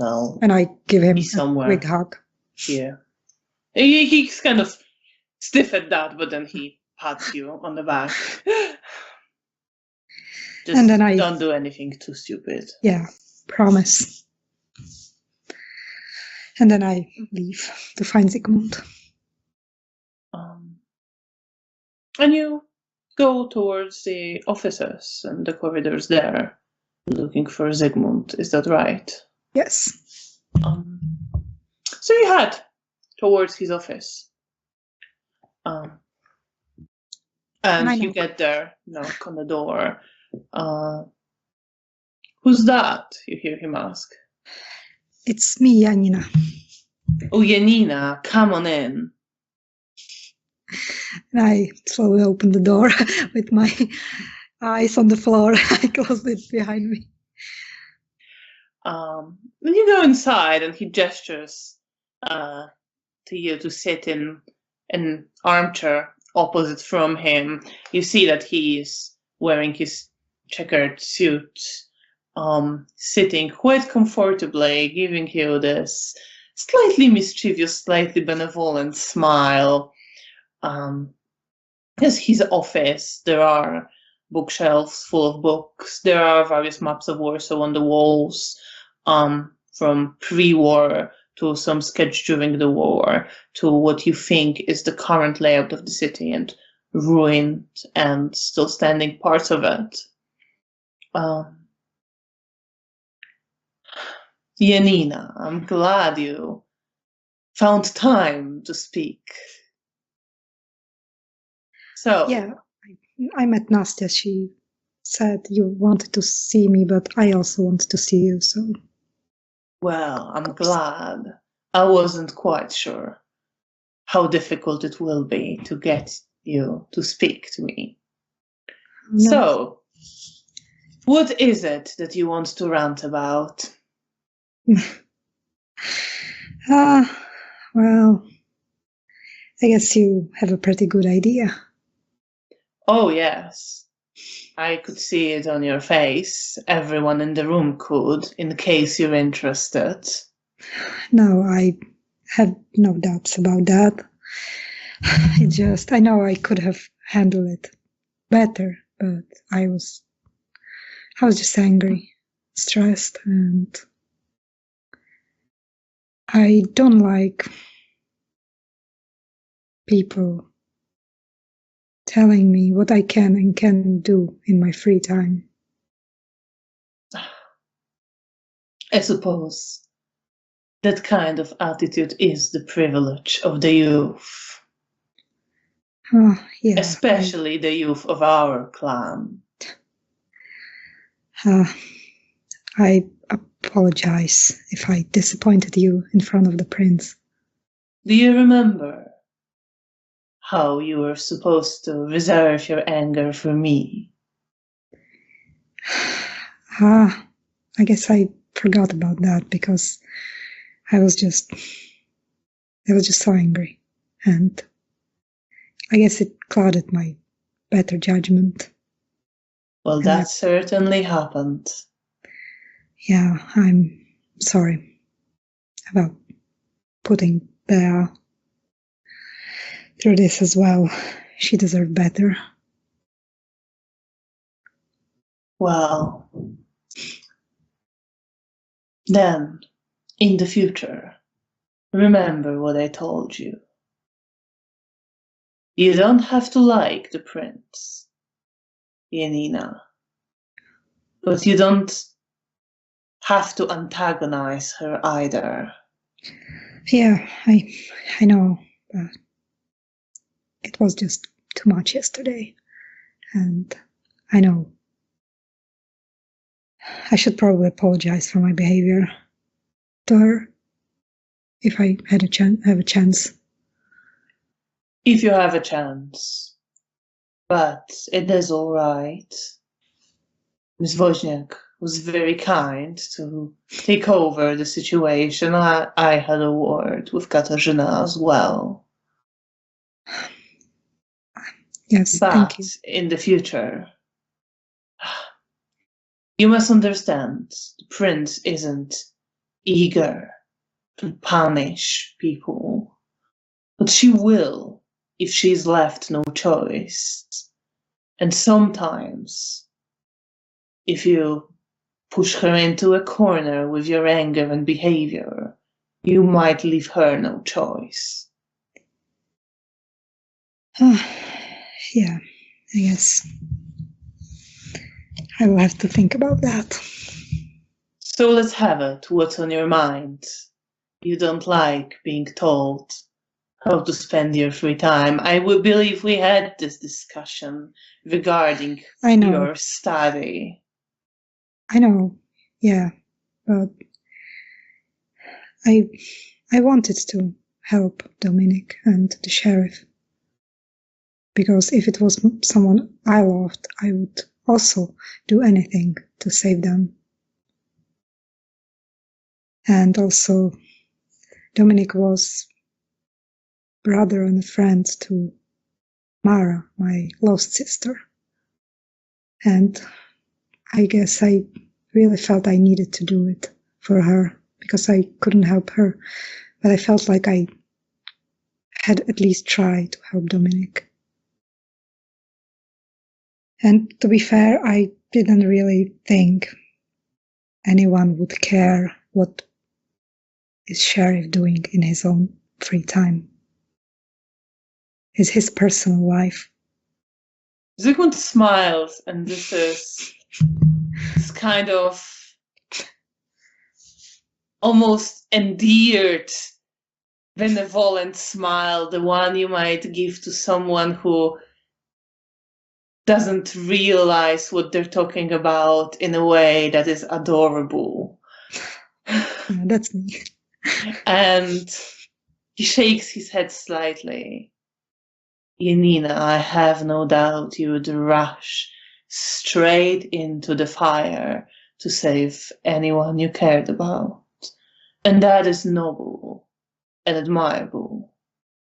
But you do not seem to realize that the sheriff of the Camarilla does not have free time. He took on certain duties and certain position. And but that doesn't seem fair. Everyone should have a free time. Well, he was not forced into his position, but... Well, maybe he should retire. Roll perception and empathy.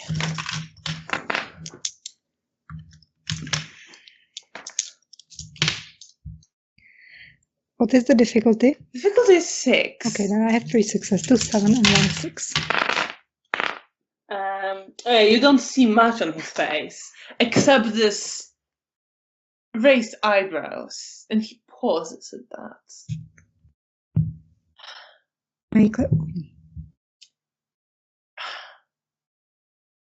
Janina, what I'm trying to tell you is that you have your free time to pursue your own projects, risks, whatever you desire. But some of us don't have that luxury anymore. The sheriff, regardless of his current standing, is responsible for the safety of all kindred here. And that is his chief priority, which he realizes. And the prince does not have free time to do with it whatever she wants. She's also responsible for the safety of all Camarilla kindred, for our survival. So what does she do in her not free time?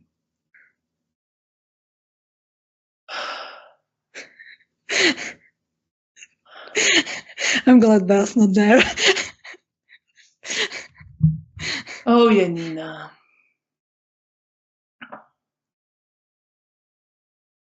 I'm curious. We barely see her. So what is she doing? Is she buried in paperwork or what? In a matter of speaking, although of course we do not leave an actual paper trail, she considers our next moves against the Sabbat. She considers what is happening within the Camarilla. The things, I'm sure, go over your head, just like many other things do. She's a leader. It is her job to keep track of what is happening. It is her job to consider every single detail, those things you can allow yourself to ignore or dismiss without much thought. And that is your right. You are just a neonate, and of our clan at that. But Katarzyna has her attention focused on the survival of our community all the time, every waking moment. She's, from the moment she became the prince, focused on getting us through the dark period. We survived the destruction of the city, but we are not safe yet. Okay. When did she become the prince? Were you around her at that time? Of course, that was not very long ago. She became a prince at the very beginning of the war, when the previous prince, Kazimierz, was killed by Sabbat in the chaos of first bombardments of Warsaw. Okay. You must understand, nobody expected Katarzyna to last. Some Primogen were only focused on themselves and their clans. Some fled the moment they got the chance. The worse things got during the war, the stronger the Sabbat became, and the more Camarilla disintegrated. It was Katarzyna who pulled it back together. She got many kindred out. To her family's estate outside of the city, she sent Lucian and others to search for them. Most people in this hotel, most of the Camarilla, owes her their lives. You should know that when you think about her decision-making, because many of the people you care about would not be here, would have been swept away by the Sabbat. If it wasn't for her determination to keep the Camarilla going, against expectations of almost everyone in the city. All right, that makes me respect her a little bit more.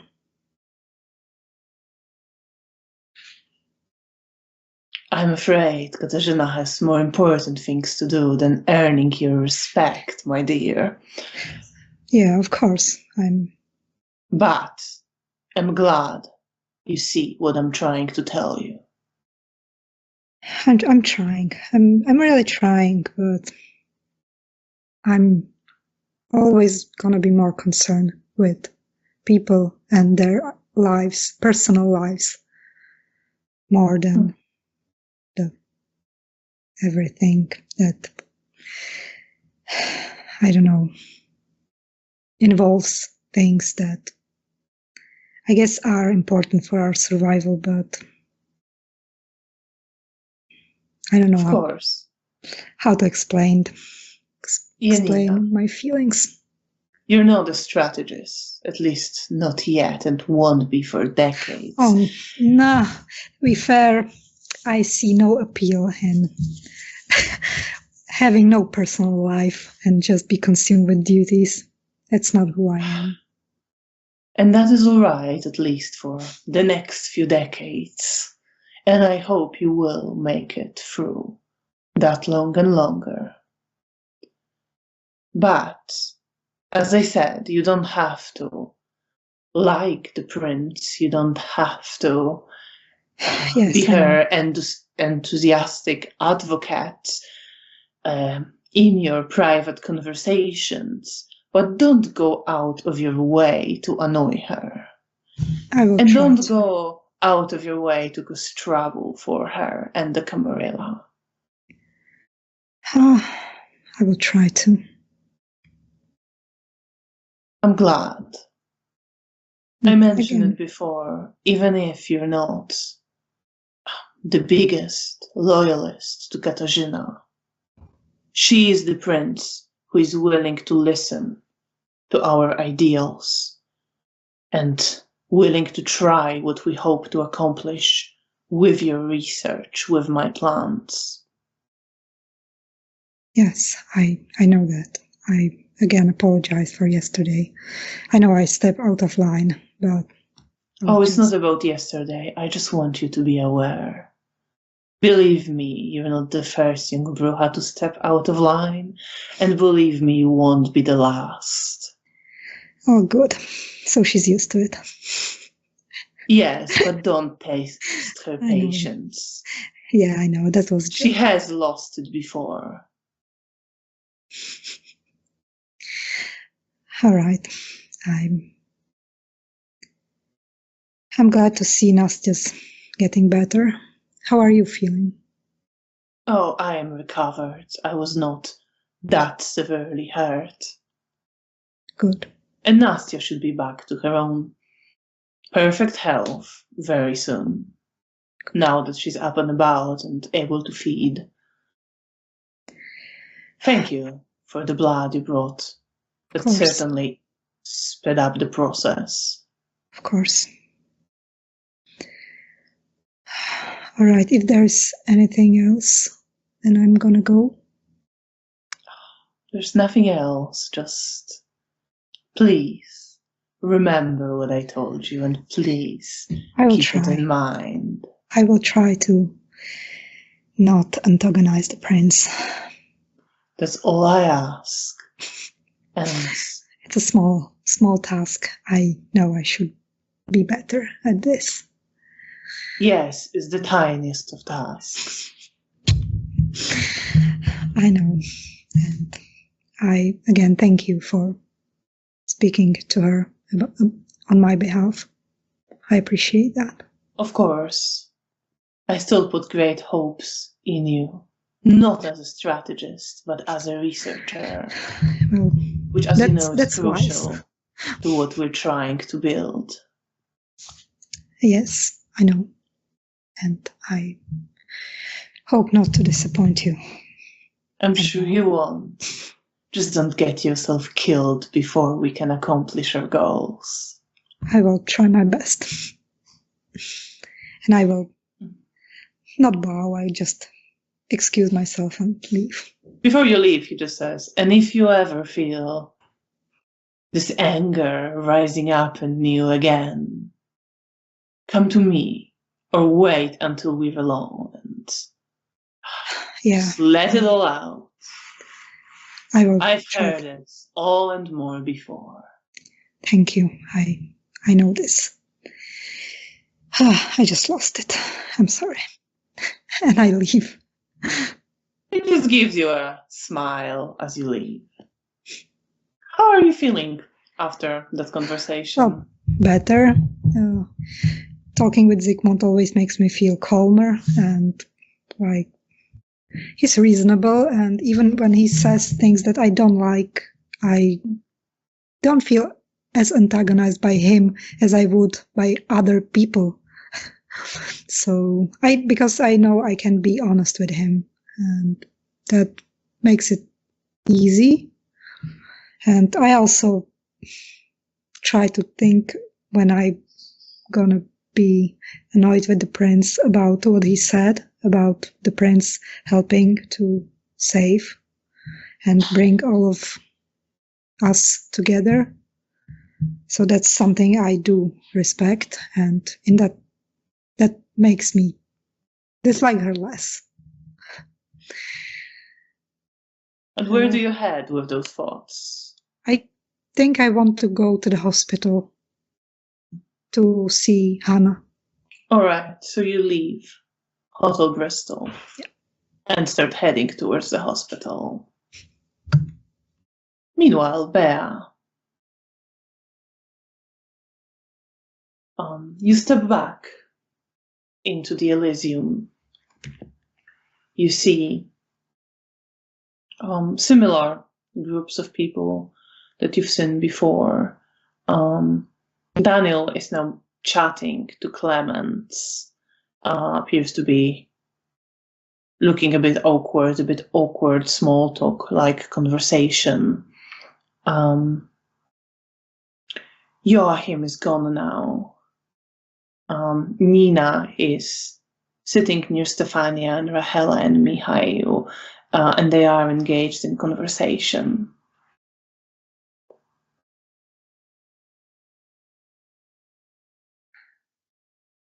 I think now that I've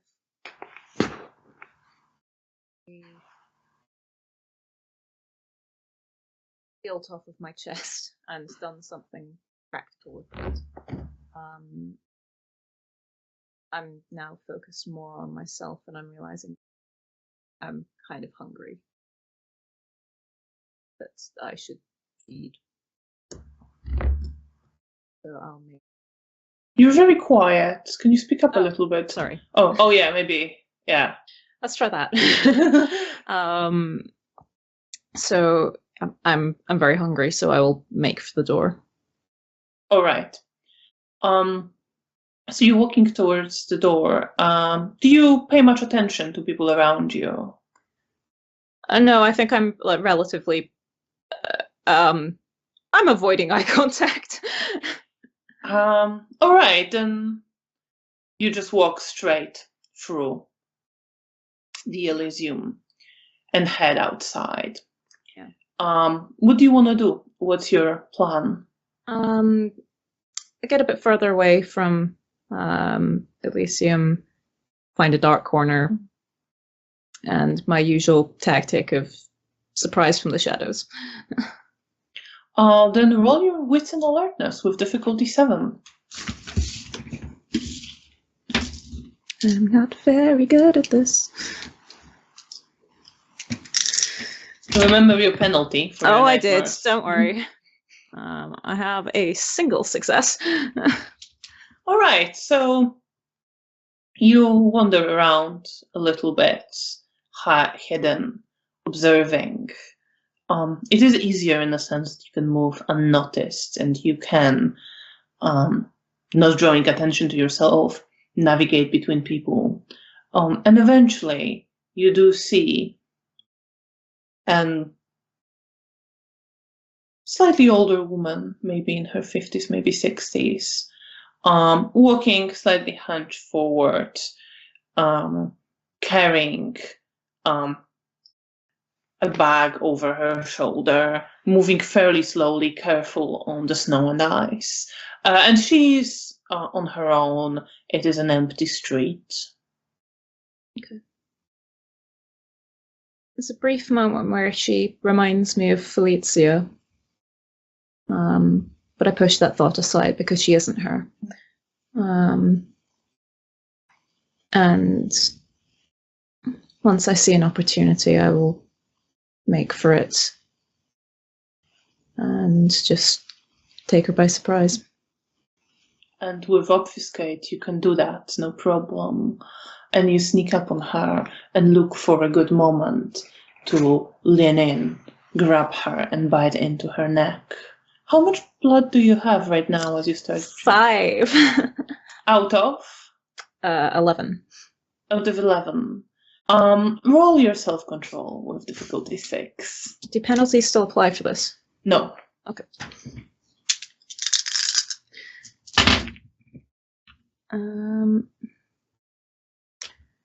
Whew. Well, I got 1 success after the 1. Well, 1 is enough. So there is this brief temptation to take a little bit more. But you control it. How much do you take? 2. 2. So you feed. And the woman, dazed, collapses in your hands. You can gently lay her on the ground. You aren't quite strong enough to hold her. Yes, I place her very gently. And if any of her stuff is dropped, I'll nudge it to near her and then leave. Her bag would have dropped, but it was zipped shut. Okay. So nothing came out of it, and you place it near her. And as you're moving away, she grunts a little bit, starts looking around very confused.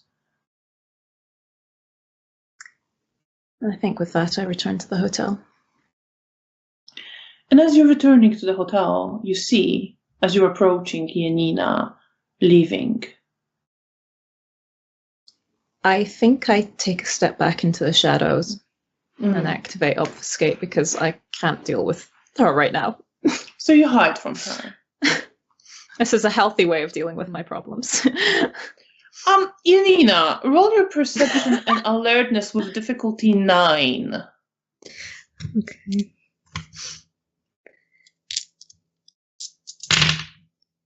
Well, it's a botch, so nothing. No, you don't see anything. You're focused on getting away from the hotel and going to see your ghoul. So you don't see Bea, and Bea, you step into a shadowed corner and hide from view using your powers of obfuscate. And you see Janina, not even looking around, just start heading away from the hotel. And I kind of mentally sigh, seeing that she's not looking, she's not on the alert. And I just want for her to be safe. I'm angry at her, but I still care for her. And just with a tired shake of my head, I go back inside, dropping obfuscate as I approach. And where are you heading? That is a very good question.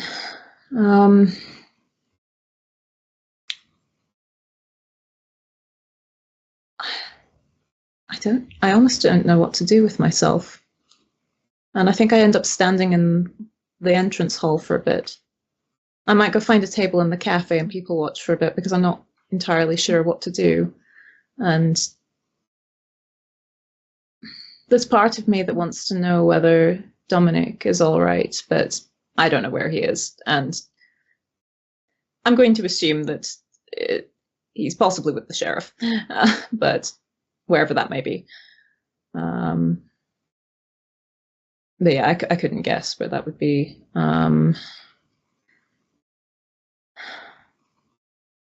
There's another part of me that wants to find Antonio because I had the note that he was angry and I wanted to try to talk to him, but I'm also kind of scared to talk to him because I don't want to have disappointed him.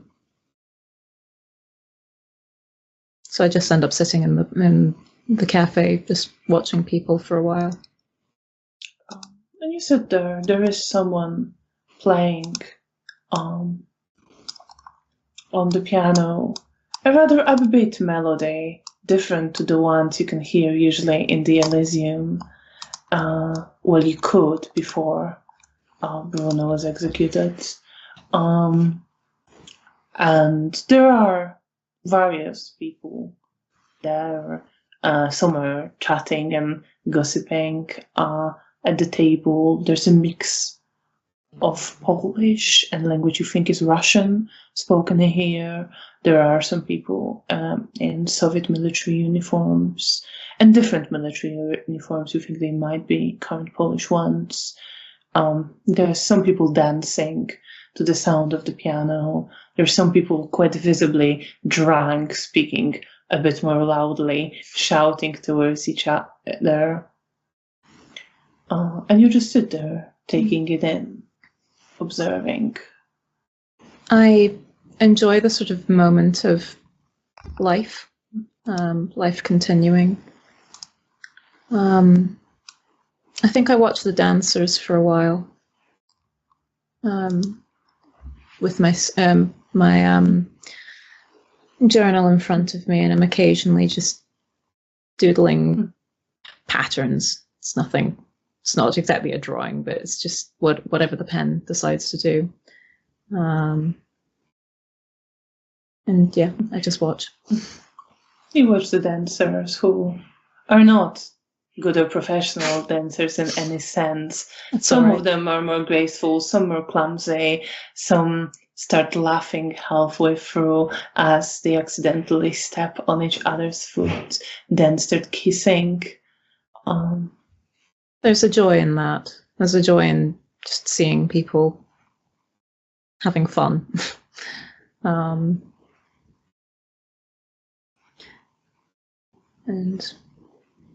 yeah. And you sit there for a moment, a longer while. Janina, you are walking through the city, not really noticing much that's happening around you. It is a clear night still. There are a few clouds in the sky now. You think the clouds might be gathering for it to start snowing again. But it's still a long while away. And as you walk, after walking through those streets, you get to the hospital where Hannah Novak, Irgul, is healing from the injuries that she sustained from the revenants of Lady Leocadia. Okay. Then I will try to go my usual way and see if there's like the same nurse or receptionist who was there before. It's not the same receptionist, but you can get through no problem through showing your medical student ID. Okay, in that case I will go to the room where I know Hannah was before. And she's there. There are a few other women there. The one who was crying previously is no longer in this ward. And there is one person tossing in her bed, trying to sleep or sleeping badly. There is one woman snoring quite loudly, and a couple of others sleeping. And the moment you walk into the room, you see Hannah. You think she might have been sleeping, but she stares and then opens her eyes. I wave at her and come closer to her bed. She smiles, and her eyes are fixated straight on you. Hi, how are you doing? Anna, was it? Yes. I'm better. Apparently, I'm making a miraculous recovery. My That's legs amazing. are healing. Yeah, that's good, but I'm just so glad to see you. I'm happy to see you too, and I lean in for a hug. She hugs you. And there's a smile on her face now, and her eyes are fixated entirely on you. Well, I'm so happy to hear that you're making such good progress with healing. It's quite incredible. Thank you for coming to see me and keeping me company.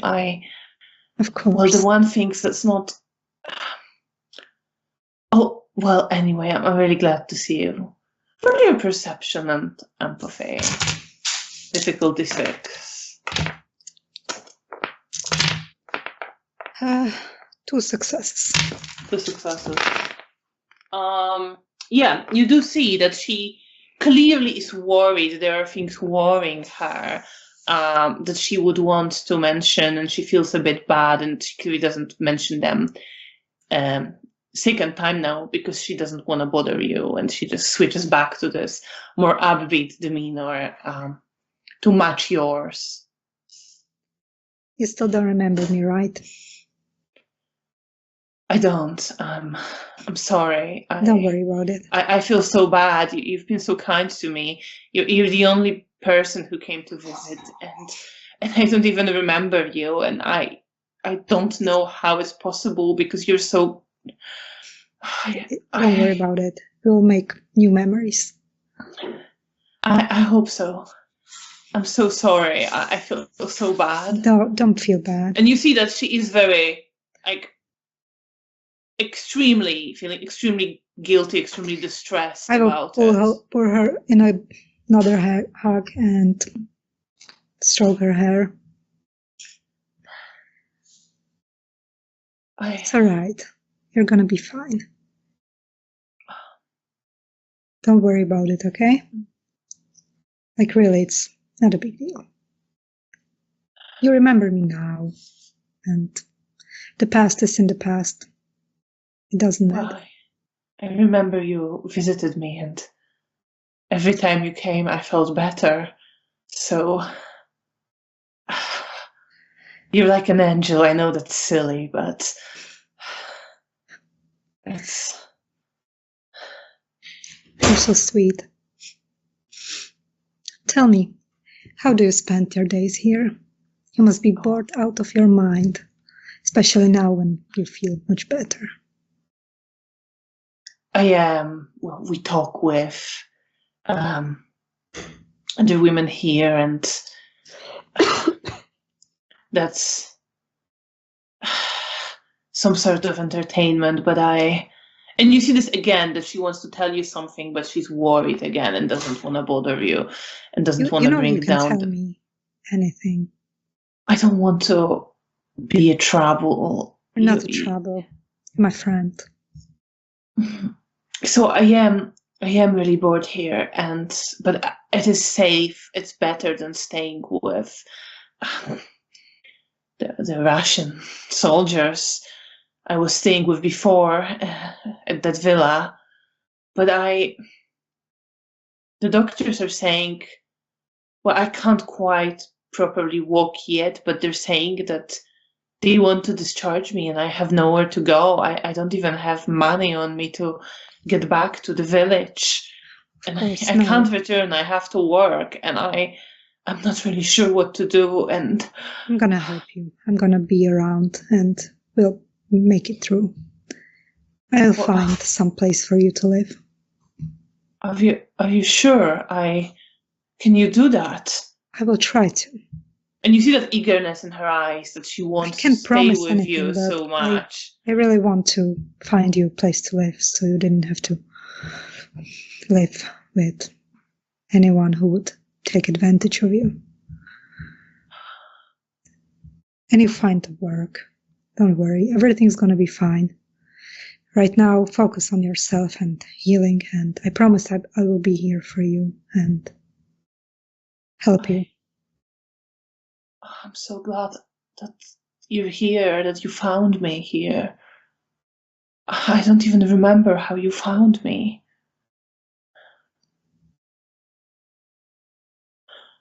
I smile, but I say nothing.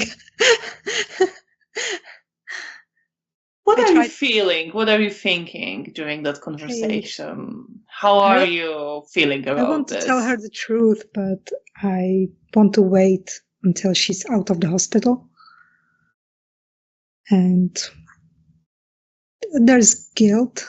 Like, I'm very happy to see that she's improving, and I genuinely care for her, even though I don't know her all that much. But I feel responsible for her, and I want her to be happy. But there's guilt, definitely guilt, especially when she looks at me, and I know that all of this is not really because she cares about me. Well, she cares, but it's not because she wants to. So I guess I try to brush this comment and just start to talk about her future and something just to distract her. So because I don't remember, to be honest, what I told her, how I found her. You just said that you heard she was here. Okay. But still, I will just try to. I don't want to talk about that night. Yeah, of course. So you tell her that you're going to find her a place to stay. Do you have any plans for that? That you share with her, that you have in your head? I was thinking about bringing her to our haven, but without Felicia. I'm not sure how, well, maybe if I talk to Felicia like beforehand, that she would be fine with it. Because I don't want to bring her back to the hotel and like, not until I talk with her and tell her like everything, so she would had the full picture. So this is like my first thought, but I don't know. Maybe I should also like try to. I could go back to the bar that Bea used to frequent when we lived there and maybe ask around. Maybe someone would have a place for her to stay. So you have some ideas and you tell her in vague terms, I presume. That you will find something. Something that I will ask around or see if she would maybe be able to stay in some of my friends' houses and something like that. She kind of looks like she wants to ask something in every of these occasions. Are you right? Is there anything you want to ask? I mean, I don't want to impose. I would never want to impose, but I was wondering if I could stay with you for a while.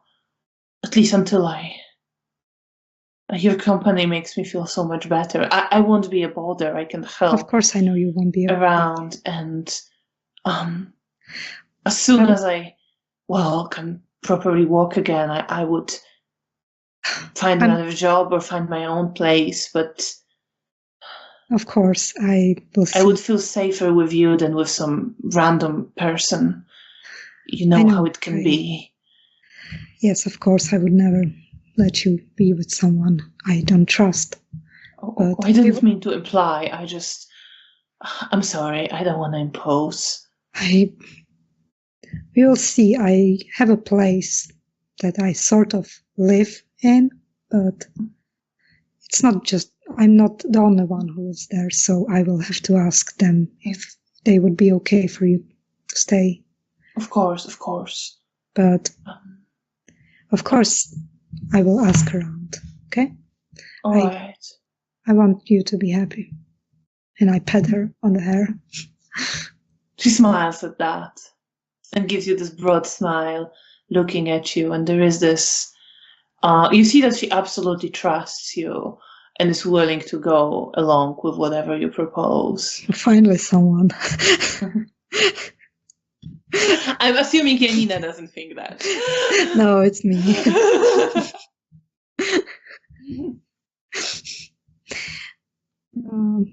Okay.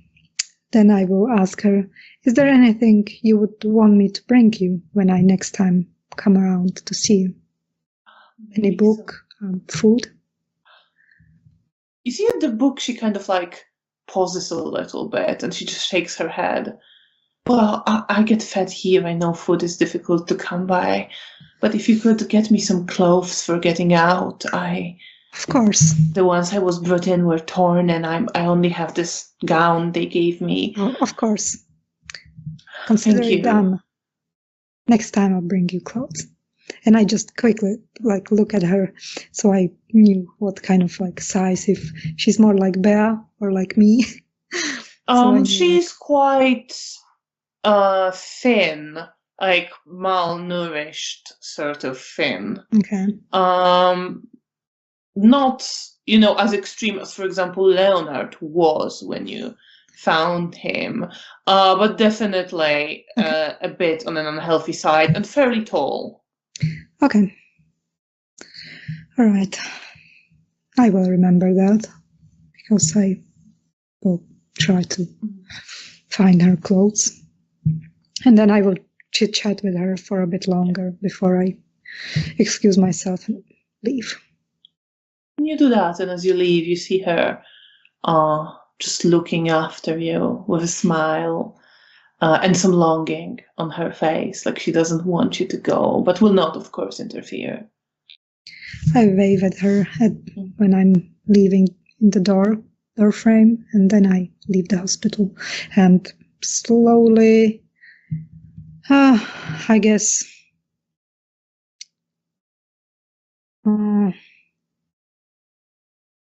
it's the other hospital where I have my work. Do I have anything else to do in there? Because I'm not sure if I used all of the blood already. No, you have some blood left there, the samples, so you can check in on them to see how well they're holding. Okay. And you remember talking with Mr. Potocki there, Zygmunt's ghoul, about his plan to start getting blood transfused out of the people who die at the hospital. Okay. And storing it. But no arrangement was put in place yet. It was just an idea. All right. In that case, I will go to the other hospital because I feel like I want to spend some time alone and I don't really want to socialize much. So I will go to the other hospital and try to do some work. All right. So you start heading there, leaving your ghoul in the hospital for now. Bea, you are sitting in the cafe. Trying to make up my mind on what to do next. And I think as I have this moment of appreciating sort of life again, I just take a deep breath and just decide that I do need to apologize to Tony, and I need to put on my big girl shoes and stop being a coward. So, I mean, I might not even be able to find him, but I'll go check his room and see if he's there. He's not in his room. Okay, then I have no idea, so I'll head to Elysium.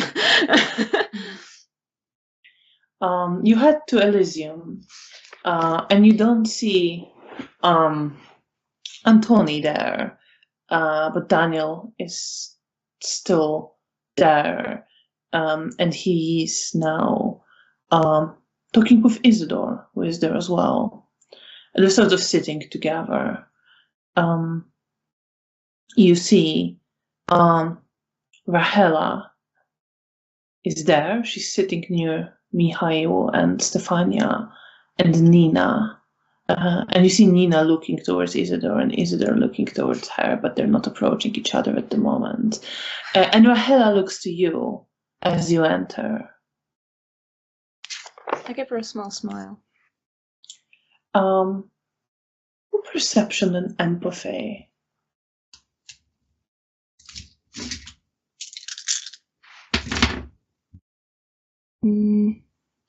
Would hidden pain or insightful apply here? Insightful would. Okay. In which case, oh god, 5 successes. Yeah, so you do see. She looks to you and there is a certain apprehension in her face, as well as it's like she wants to speak to you, almost like she wants to come up, but is frozen for a moment. And she's looking straight at you. I'll give her a nod and go take a seat at a table nearby. I'm not approaching because I'm not sure I can deal with any comments from Mihail this evening. She comes up to you after a while, taking small steps. She's not like overdoing it, but you can see that she's not quite walking at ease either. Like she's thinking about what she's going to do and what she's going to say on the way, and walks slightly slower just to give herself time for this. That's fair. I will pretend to not notice, but as she gets sort of close, I'll pull a chair up for her. She sits down. Yeah. Rahela. Are you okay? How are you doing? I'll be all right. A bit fragile, but I'll cope. And now that she's closer to you, you see there is concern on her face and in her eyes, and some deeper worry and fear, like something really shook her. And she's trying to not to overtly show too much of it, but it's there. Do you want to go for a walk? I'd like that, yes. And I'll stand up and sort of make back for the door again. I feel like I've just been coming in and out of this room like a yo-yo this evening. And I guess start wandering roughly in the direction of my room in case we need somewhere private to talk. But if she's happy to talk in the corridor, then... As you sort of move away from the Elysium, she starts talking in the corridor. I'm worried about you. I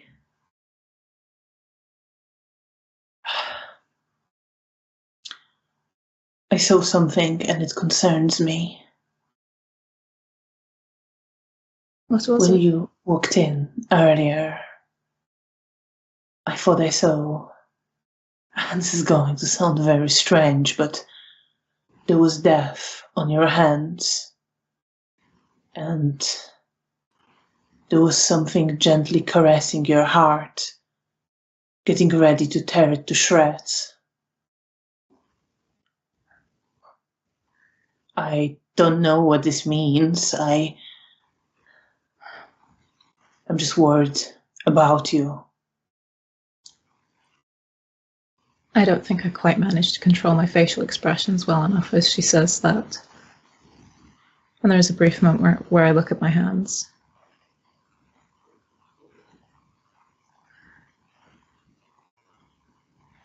And there is building fear in my chest, and I wonder if I've miscalculated.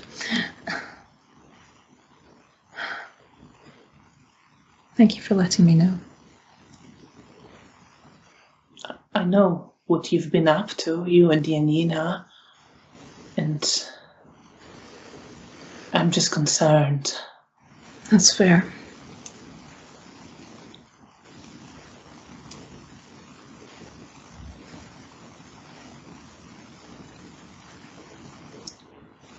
It was a mistake.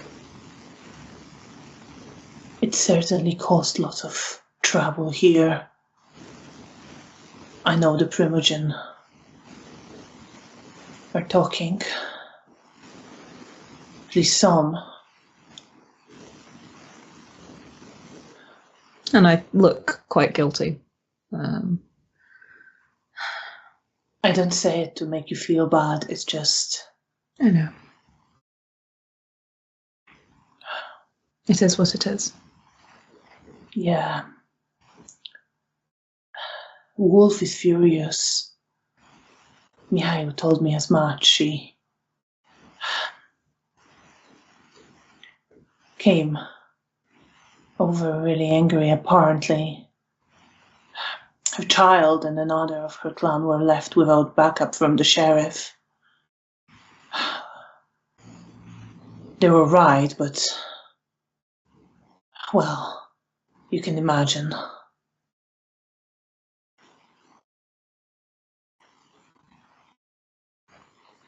Yeah, I look away and I just feel that feeling of foolishness. Why didn't I try harder to talk people out of this? Not that it probably would have done much with the sheriff, but then there's also the mental image of, well, kind of an echo of Dominic. I can't quite recall what his face looks like, but just the idea of Dominic having been left there.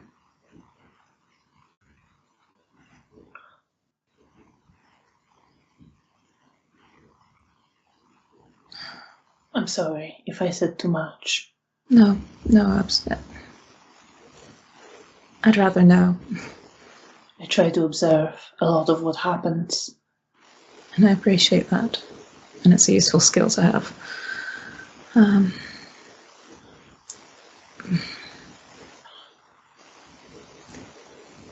Well. Is it true? Dominic came back looking like his older self, his mortal self.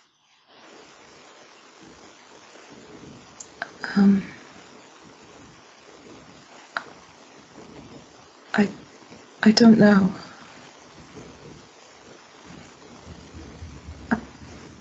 I don't remember. I'm sorry. It's all right, I'm sorry. It's just what people are talking about. Well, he was in the house of the Tsamitsi. So I imagine a change of shape is not out of the question. I say, and my chest sort of aches. No, it isn't. As far as I know. I try and keep my face neutral. And what are you feeling? Well, I'm feeling the pain of what Lady Leocadia did to me. I'm feeling ashamed. I'm feeling guilty. And I'm wondering if the blood or the death on my hands that Rahela saw, is that Abelard, or is that someone new? Am I going to get someone else killed? Roll your self-control and subterfuge. Okay.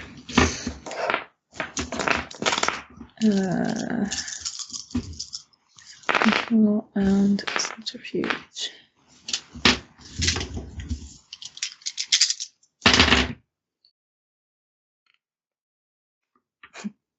Difficulty 6. Yes. 2 successes. Valhalla just looks at you for a moment, doesn't say much more. Well, if you need help with anything, as I said, if I can offer it, you can come to me. Thank you.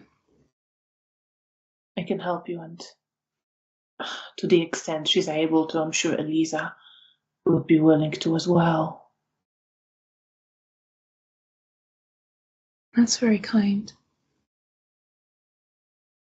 At the moment, I'm waiting for some instructions.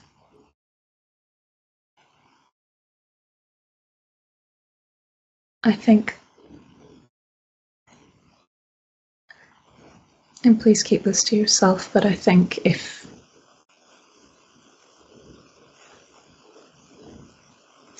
it goes ahead, I won't be asking anyone else to help me.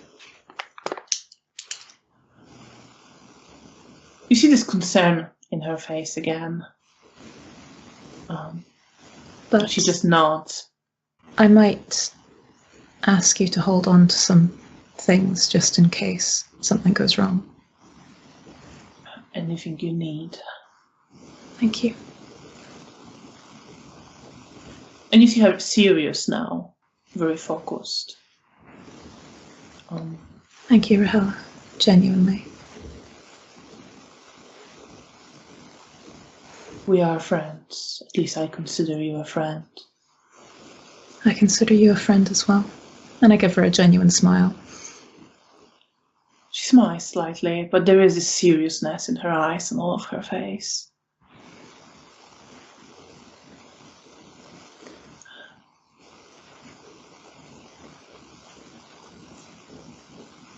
You know where to find me. I'm usually in the Elysium, or I will be somewhere in the hotel with Elisa. I appreciate that. Thank you. And thank you for reminding me as well. It's good to be reminded of having friends. She smiles a bit more at that.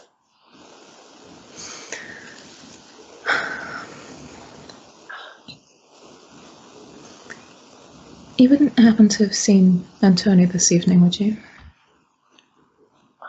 He was around at the Elysium. Then I think he went to speak, possibly with the sheriff. There's a lot of conversations happening. Mihail is going back and forth, but he likes to stay in the Elysium. The Venture Primogen is here. The Nosferatu one as well.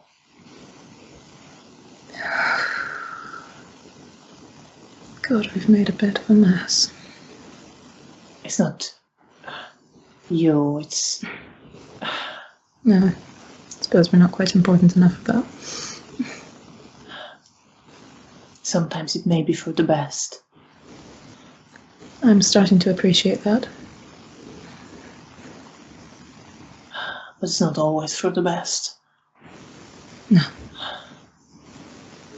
Sometimes I wish it could be more important.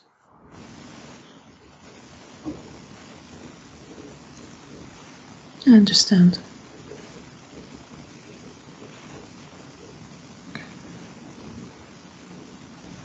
It's frustrating to not feel like you're taken seriously. It is. I can only imagine it's more difficult for you. And there is this bitterness in her face and anger for a moment. Certainly. But we have to work with what we've got. Absolutely.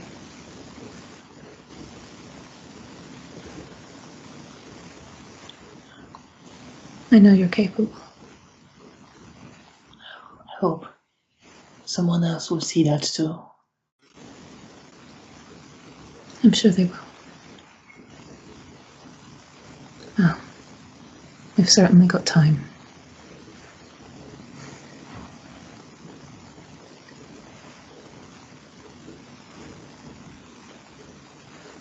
But I'm also glad you don't get sent on too many dangerous missions. I call it a little selfish. It's nice to know that someone's safe. You see, there's a bit of hesitation on her face before she replies. And she says, it's good to be safe. But there is something else, something more there. But she's not entirely satisfied or entirely happy with it. I'm sorry if I misspoke. No, I'm glad to be safe here. But I don't think it's a good long-term strategy. I think you need to build things and connections to really stay safe.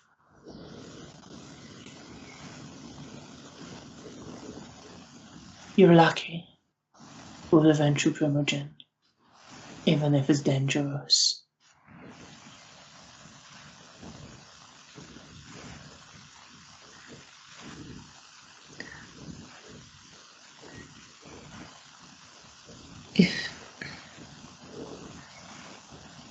If it would help, but, well, maybe once things have calmed down a bit, maybe I could talk to someone, see whether there would be any work for you. I would appreciate that.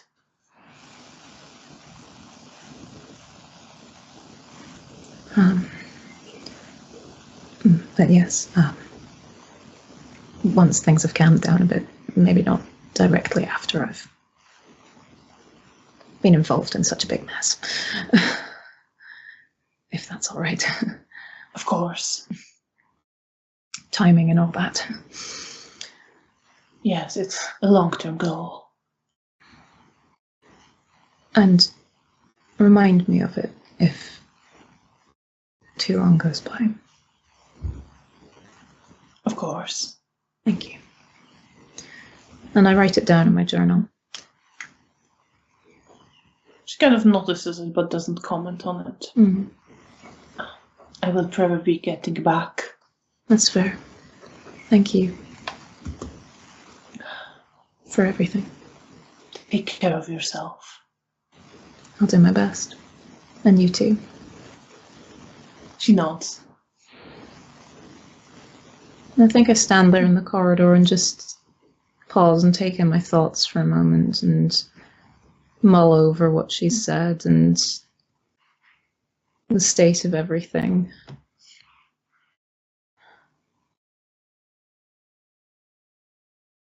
And then eventually tired, with the sort of air of tiredness, head back to Elysium again and go and find a table to sit at and just sort of listen and watch. And you sit there, listening and watching. Meanwhile, Janina, you get to the hospital, the university research hospital, where you have your lab. Do you head straight to your lab? Probably go see if Mr. Potocki is in his usual room. It is quite late now, and he is not. Okay, in that case, I will go straight to my lab and bury myself in the work. So you said you wanted to be on your own. Yeah. Why is that? I think a lot had happened and I had a lot of difficult conversations with a lot of people yesterday and today, and I just feel like I want to do something that's useful but doesn't involve feelings and relationships with people. And I feel like it's good outlet for me right now to do something useful and productive, while also being able to settle my thoughts about everything that happened. Just a quiet night for me. It is a quiet night for you at the lab, and as you're examining your samples, you don't have to roll to just look at them under the microscope. You do notice that the oldest ones, they are deteriorating. The blood is no longer holding so well. There is some decay setting in. So the later ones, they are still viable. So you feel like you can store blood for about a week, a little bit over the week, with the solutions you made. Okay. Well, I probably drink one of the bloods that is deteriorating because it's gonna go to waste anyway. So yeah. So that's just a small sample, but you have there, I think, 3 blood points still left that you could drink if you wanted, and still have some small samples left. Okay, I just want to drink the ones that are starting to deteriorate, because what else to do with them? Well, I say you can get a blood point from it. Okay, that's better than nothing. And yeah, you could try to work on improving the solution if you so wished. Yes, I will probably try with the newer ones. Then, well, you can start thinking about how to do this now, but you would need some new blood to actually test it. Yeah. But roll your intelligence and science with difficulty 8. Okay.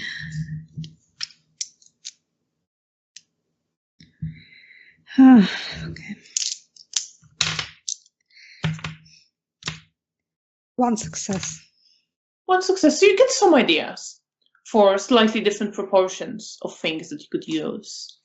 And you feel like it might work, it might not. You're not entirely sure, but you feel like it might be worth trying once you get some new supply of blood to try to preserve in that manner. And you write down the notes so that you will be able to create this solution. Yes, so that's probably what I'm doing for a few hours before I think it's time to head back to the hotel. All right, so you're dedicated. You dedicate yourself to it. Does it calm you, do you think? I think yes, especially after everything that happened. This is very relaxing thing to do. So I think it helps me concentrate and feel more grounded. So I think, yeah, it helps. All right.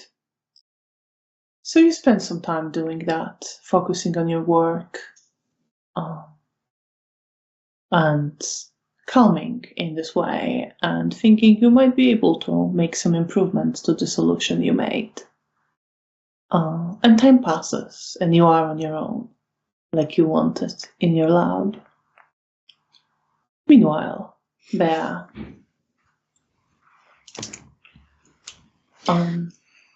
you are sitting at the Elysium, observing people coming and going.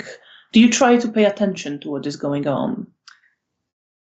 I think I'm paying more attention now. I'm trying to not catch people's eye if possible, but yes, I am. I'm definitely listening and watching who's coming and going. So, roll your perception and alertness with difficulty 7 or 8 if you don't want to draw attention to yourself, actually. That's fair.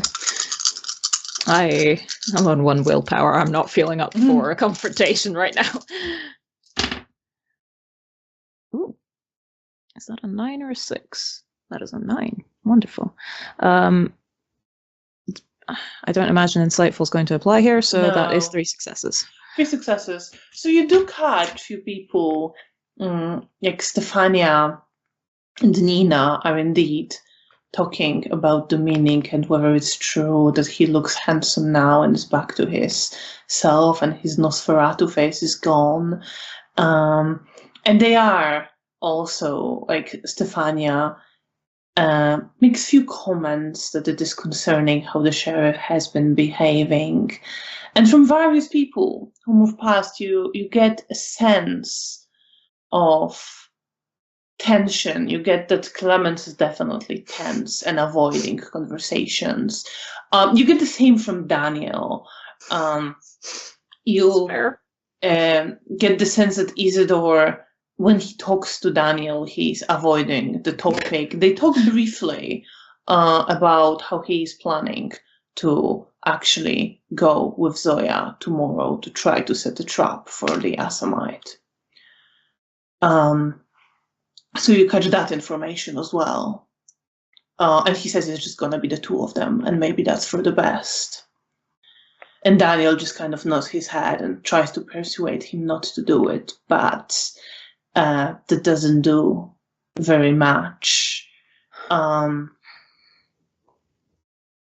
And from various, there's like another person you think is a Nosferatu who passes through, and there's some other people you don't recognize, and you get a sense that people are a bit tense. Some are tense because they don't like what happened. Some are tense not knowing what will happen. There is few comments that the sheriff should not have done that. Yeah, fair.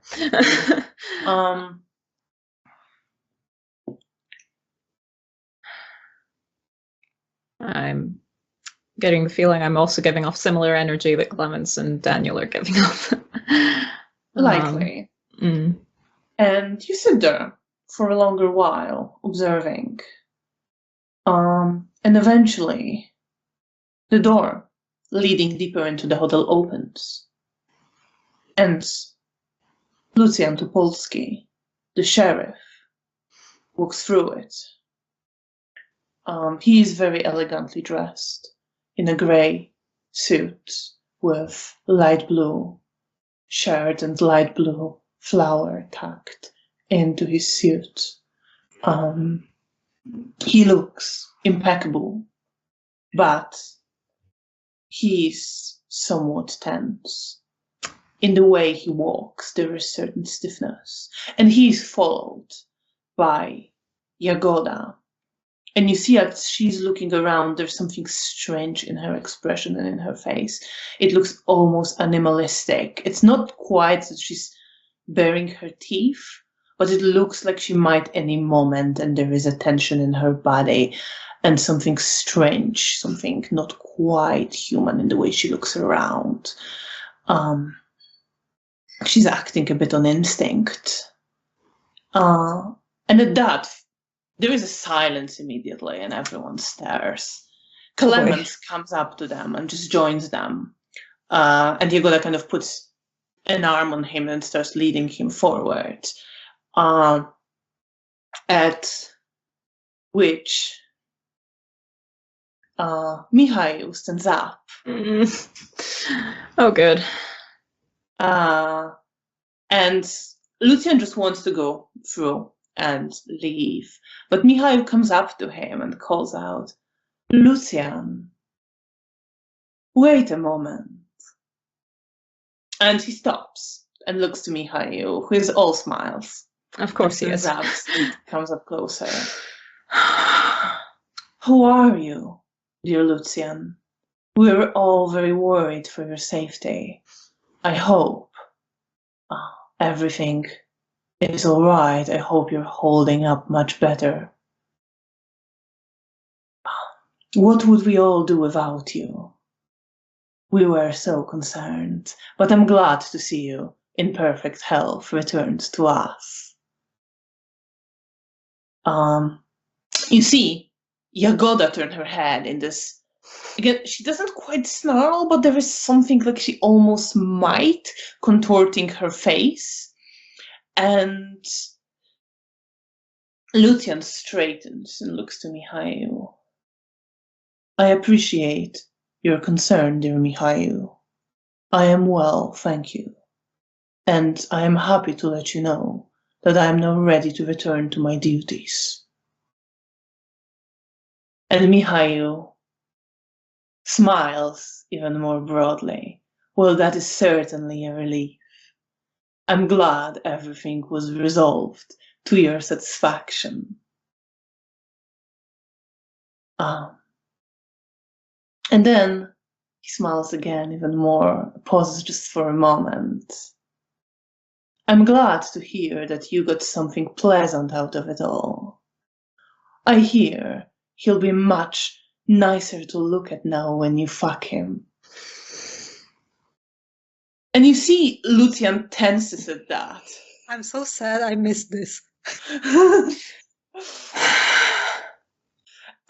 There are a few people who people just stare. There is this absolute silence.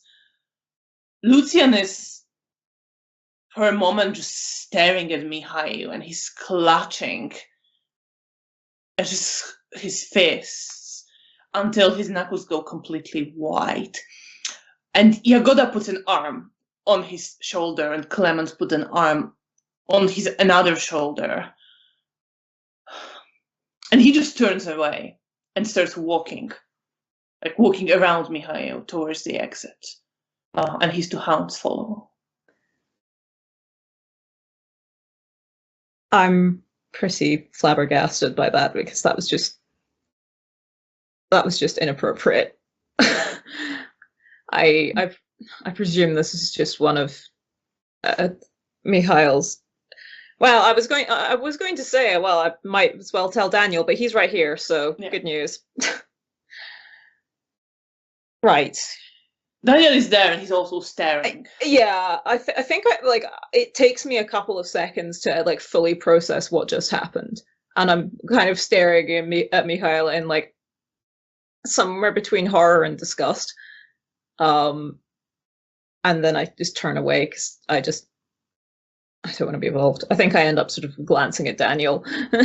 Daniel looks very uncomfortable and very concerned, as do many people. Yeah, fair. Mihail just sits back and turns to Stefania and Nina. Nina glances to Isidore. Isidore looks just... There's a slight smile, actually, on his face. He just looks bewildered and amused at it all at the same time. Not my circus, not my monkeys. Good. Okay. Right. I'm going to take a while and just process what the hell just happened there. I was prepared for some sort of an argument, but I wasn't prepared for that. So you sit there, processing. And a lot of people are doing the same, except Mihail, who is engaged in a conversation about something completely unrelated. Of course, yes. Some poem he read with Stefania, who readily responds. Actually, after a moment, I might see if I can follow after the sheriff, because I want to inquire after his and Dominic's well-being. So you would have to either go because you, I presume, don't really know where to look for him. Mm-hmm. So you would have to leave straight after him, or inquire as to where you can find him. Both the hounds have left.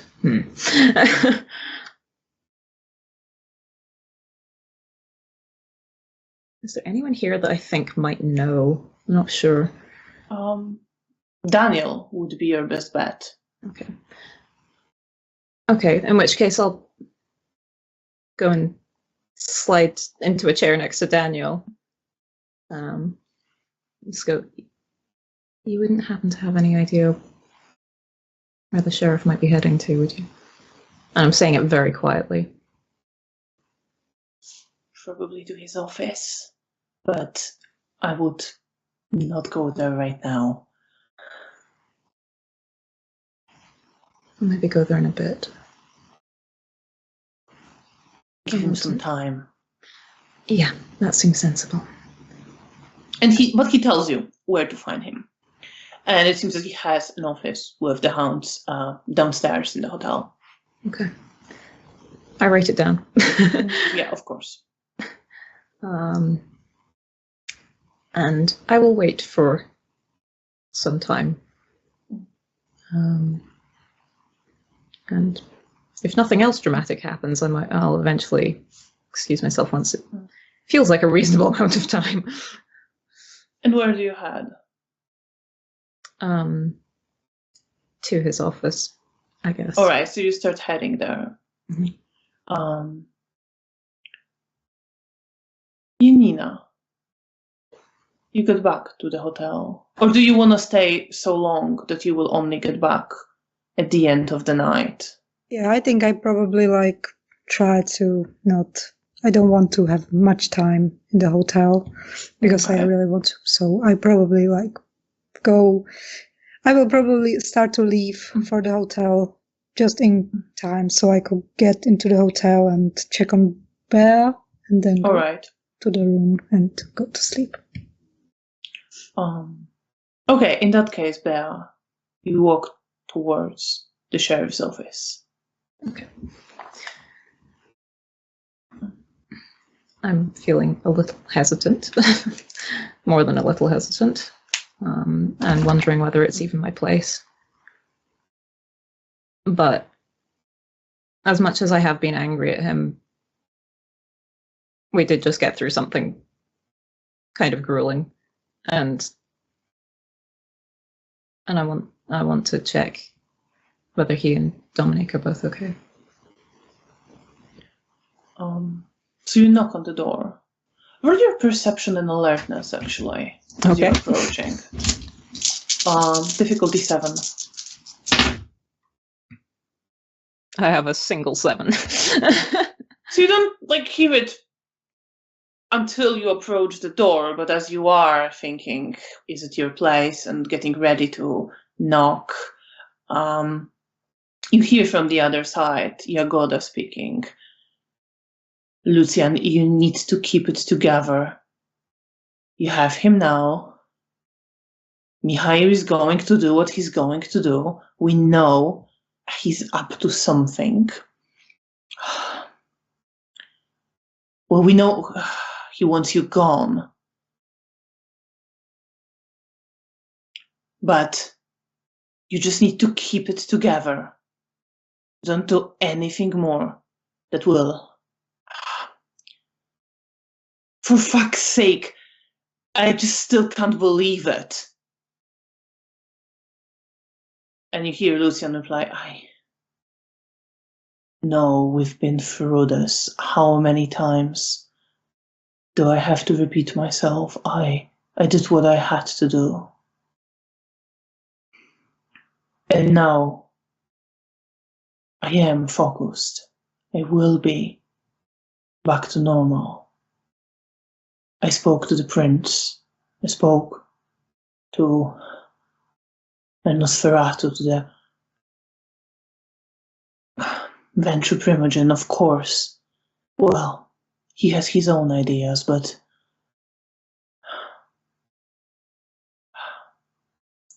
I will do what I need to do now for the Camarilla, you know that.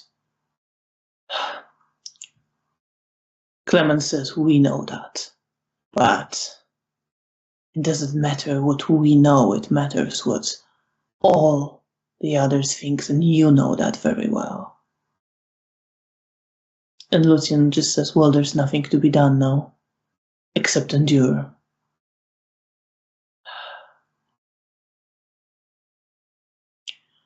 And you hear Yagoda say, "For fuck's sake." And I've been standing there feeling kind of guilty for eavesdropping on this, but also like hesitating, not sure whether I should knock or not knock or interrupt. And so I just kind of let it play out.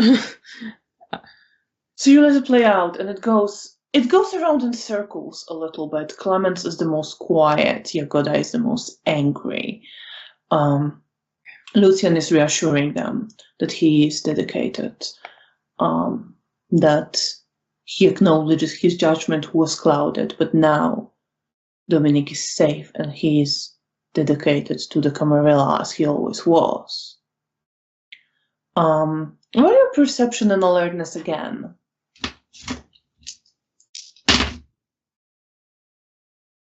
Difficulty 7. 2 successes. You hear footsteps approaching from the corridor towards the office. I can't keep loitering here.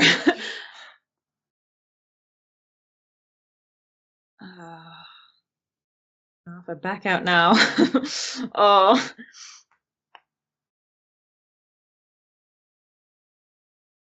I knock. So you knock. And the voices stop. And you hear footsteps coming up to the door, and the footsteps coming from behind you. Well, I'm penned in by footsteps. Yeah. And the door opens, and you see Lucia standing there,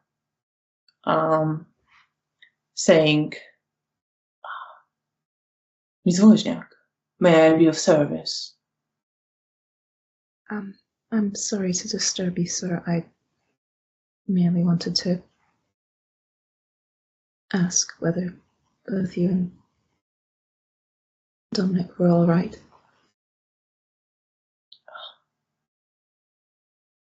Thank you, Miss Wozniak. We are all right and glad to be back together. Dominic is clearly still recovering, and as you may have noticed in the Elysium, I have my own troubles to deal with, but it's nothing that can't be dealt with. Thank you for your concern. I appreciate it, and I will not forget it. I'm glad you got him back. He smiles at that. Thank you. I'll leave you to it. I'm sorry to disrupt. It's nothing at all. And I'll just sort of nod my head to him and Good turn night, around. Miss Wozniak. You too, sir. Make my escape. You make your escape, and as you do, you notice behind you Antoni. Oh boy. I think I kind of freeze slightly upon seeing him. Miss Wozniak. Mr. Daniel mentioned you inquired about Sheriff's office. I thought I might find you here. I was trying to find you earlier. I was busy. As fair. You may realize, there's quite a lot going on right now. Yes. We should be through most of the discussions. I've already said my apologies to the Prince and to others, but I wanted to apologize to you as well. He just nods his head. The Prince wants to see you again. She asked me to find you. Of course. I'm clearly surprised by this. Would now be appropriate? Yes, most appropriate. Of course. Please follow me. Of course. And I accept your apology. I hope there won't be need for that in the future, and you will take care of yourself. I feel a sort of twisting guilt. I certainly won't be taking any further unsanctioned tasks. I'm glad to hear that.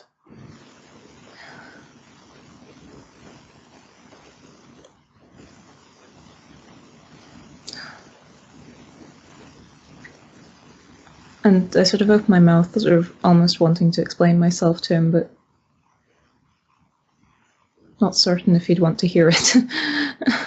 He's kind of walking, leading you towards the prince.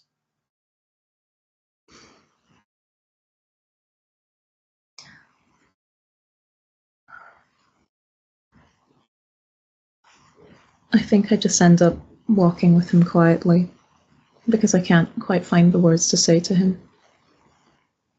But I just feel this sort of guilt and wanting to make things right.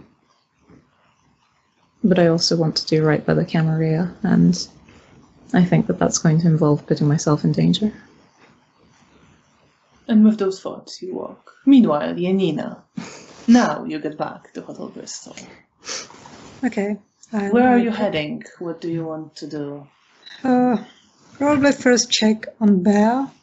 She's not there. Okay, if she's not in her room,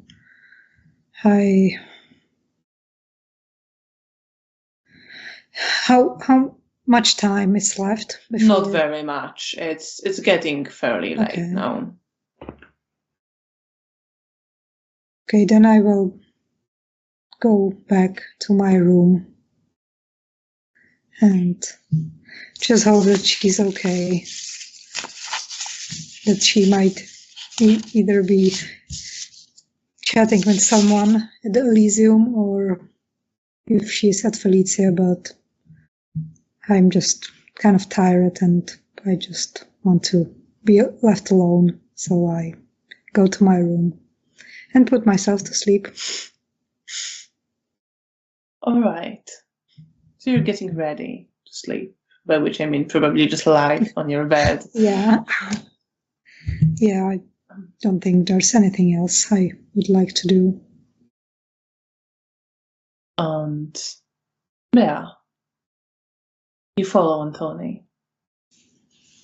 And he leads you to the same room where you spoke to the prince yesterday, although you may not recognize it, even though it seems somewhat familiar. I think it's slightly coming back to me as I approach it, and it's not a good memory.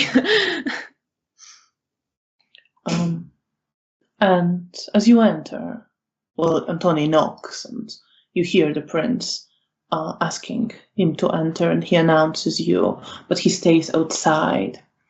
And you enter, and Katarzyna, the prince of Warsaw, is sitting in an armchair, wearing an immaculate charcoal black suit, looking at you with a calm, dispassionate face. I bow to her, as is proper. My prince. Miss Wozniak, I'm glad Mr. Bielecki was able to find you. I came as soon as I heard. As you're looking at her, roll perception and occult with difficulty 8. Oh boy.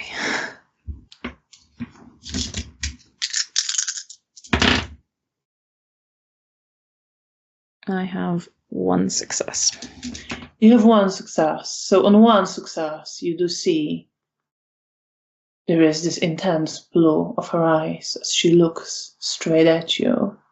And for a moment, you see it turning gray, looking worn out, weathered, tired. But there is a flash of light in the darkness of her pupils. And then it disappears. Okay. And she says, I wanted to speak to you again in more detail. about what happened last night. You mentioned you have memory problems. Are you able to recall the events? I am, my prince. One moment. And I push through and use my last point of willpower. You will be regaining some willpower at the end of the session for some of the things. So there's that. But for now, you feel exhausted, but you remember. And Katarzyna asks, then tell me exactly what happened in the house of that Zimishi. You mentioned you saw an opportunity. What was it? I relay to her what was seen, my task for the Venturi Primogen, and how I think it can apply there. What I've previously offered to Cornelia. Is there anything you don't tell her, or do you tell her basically what happened, as you told Cornelia? I think it's phrased differently, I would say. It's more professional and less emotional. Yeah, of course.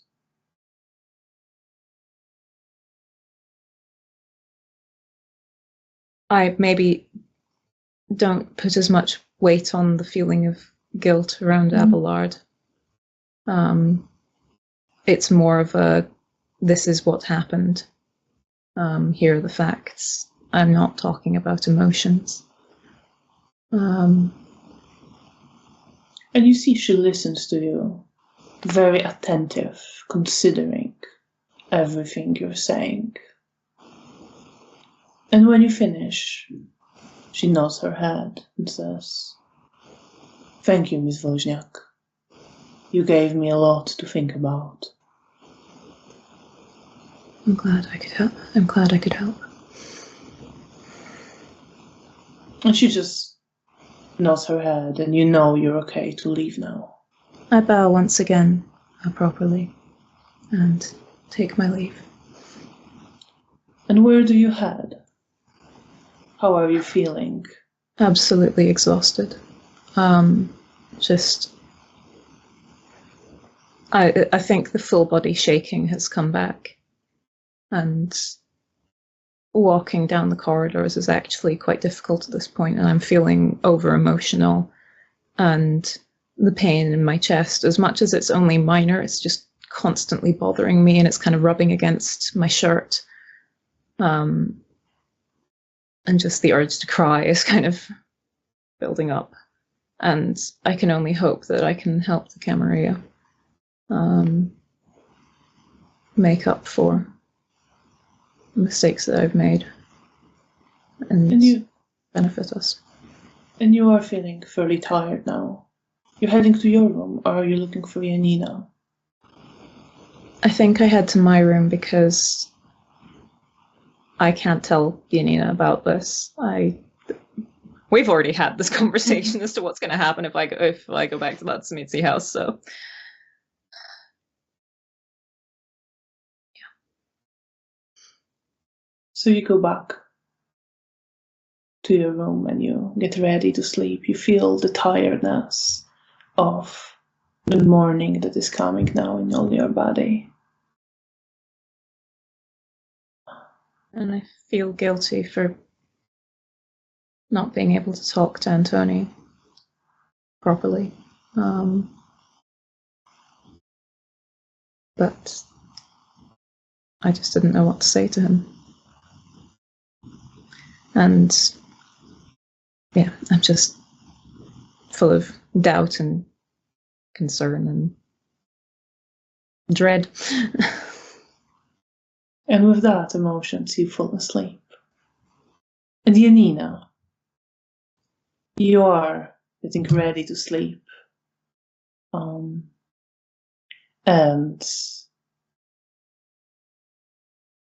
God doesn't come to find you, doesn't look for you, it seems.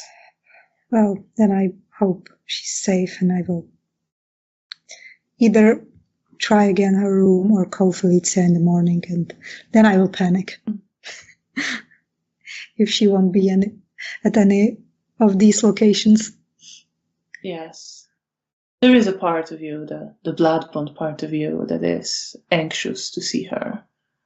Yes. And what else are you thinking about just before you fall asleep? I think what stayed with you the most? Well, I think I calmed down a bit after talking with Zygmunt, making up with Bea, and just working in my lab. So I think I really try to tell myself that I really have to be more chill around the prince. I don't want to antagonize her, and I really want to not be stupid and volunteer and get hurt in every little opportunity I get. And I'm glad I was able to see Nastya and Hannah. There is a bit of guilt whenever I think of Hannah. Before it was less guilt because she was getting better, but now she's quite well, and I know that she will be well. But there's also a lot of responsibility and guilt. I really hope that at least once I tell her the truth, I will feel at least a bit better about it. Yeah, so I guess that's what I'm thinking about. And with that, thinking of Hannah, your ghoul, and guilt and what you've done, you fall asleep as the sun rises over Warsaw. Thank you both so much. Thank you for running. Yeah. And thank you to our audience. We really appreciate you being here with us and following the story of Bea and Janina with us through all these episodes that we've done so far. This is great to have you here, and we hope to see you again for the 53rd episode of The Ruins of Warsaw, which will be in 2 weeks on the 23rd of May. The same time, 6:30 p.m. British Summer Time. We hope to see you again with us to see what happens with our kindred the following night and what will come out of Bea's plans and whether Bea and Janina will reconcile properly and not just in Janina's head. Who knows? Who knows? The mystery. So please join us again in 2 weeks, and good night. Good night. Good night. Bye.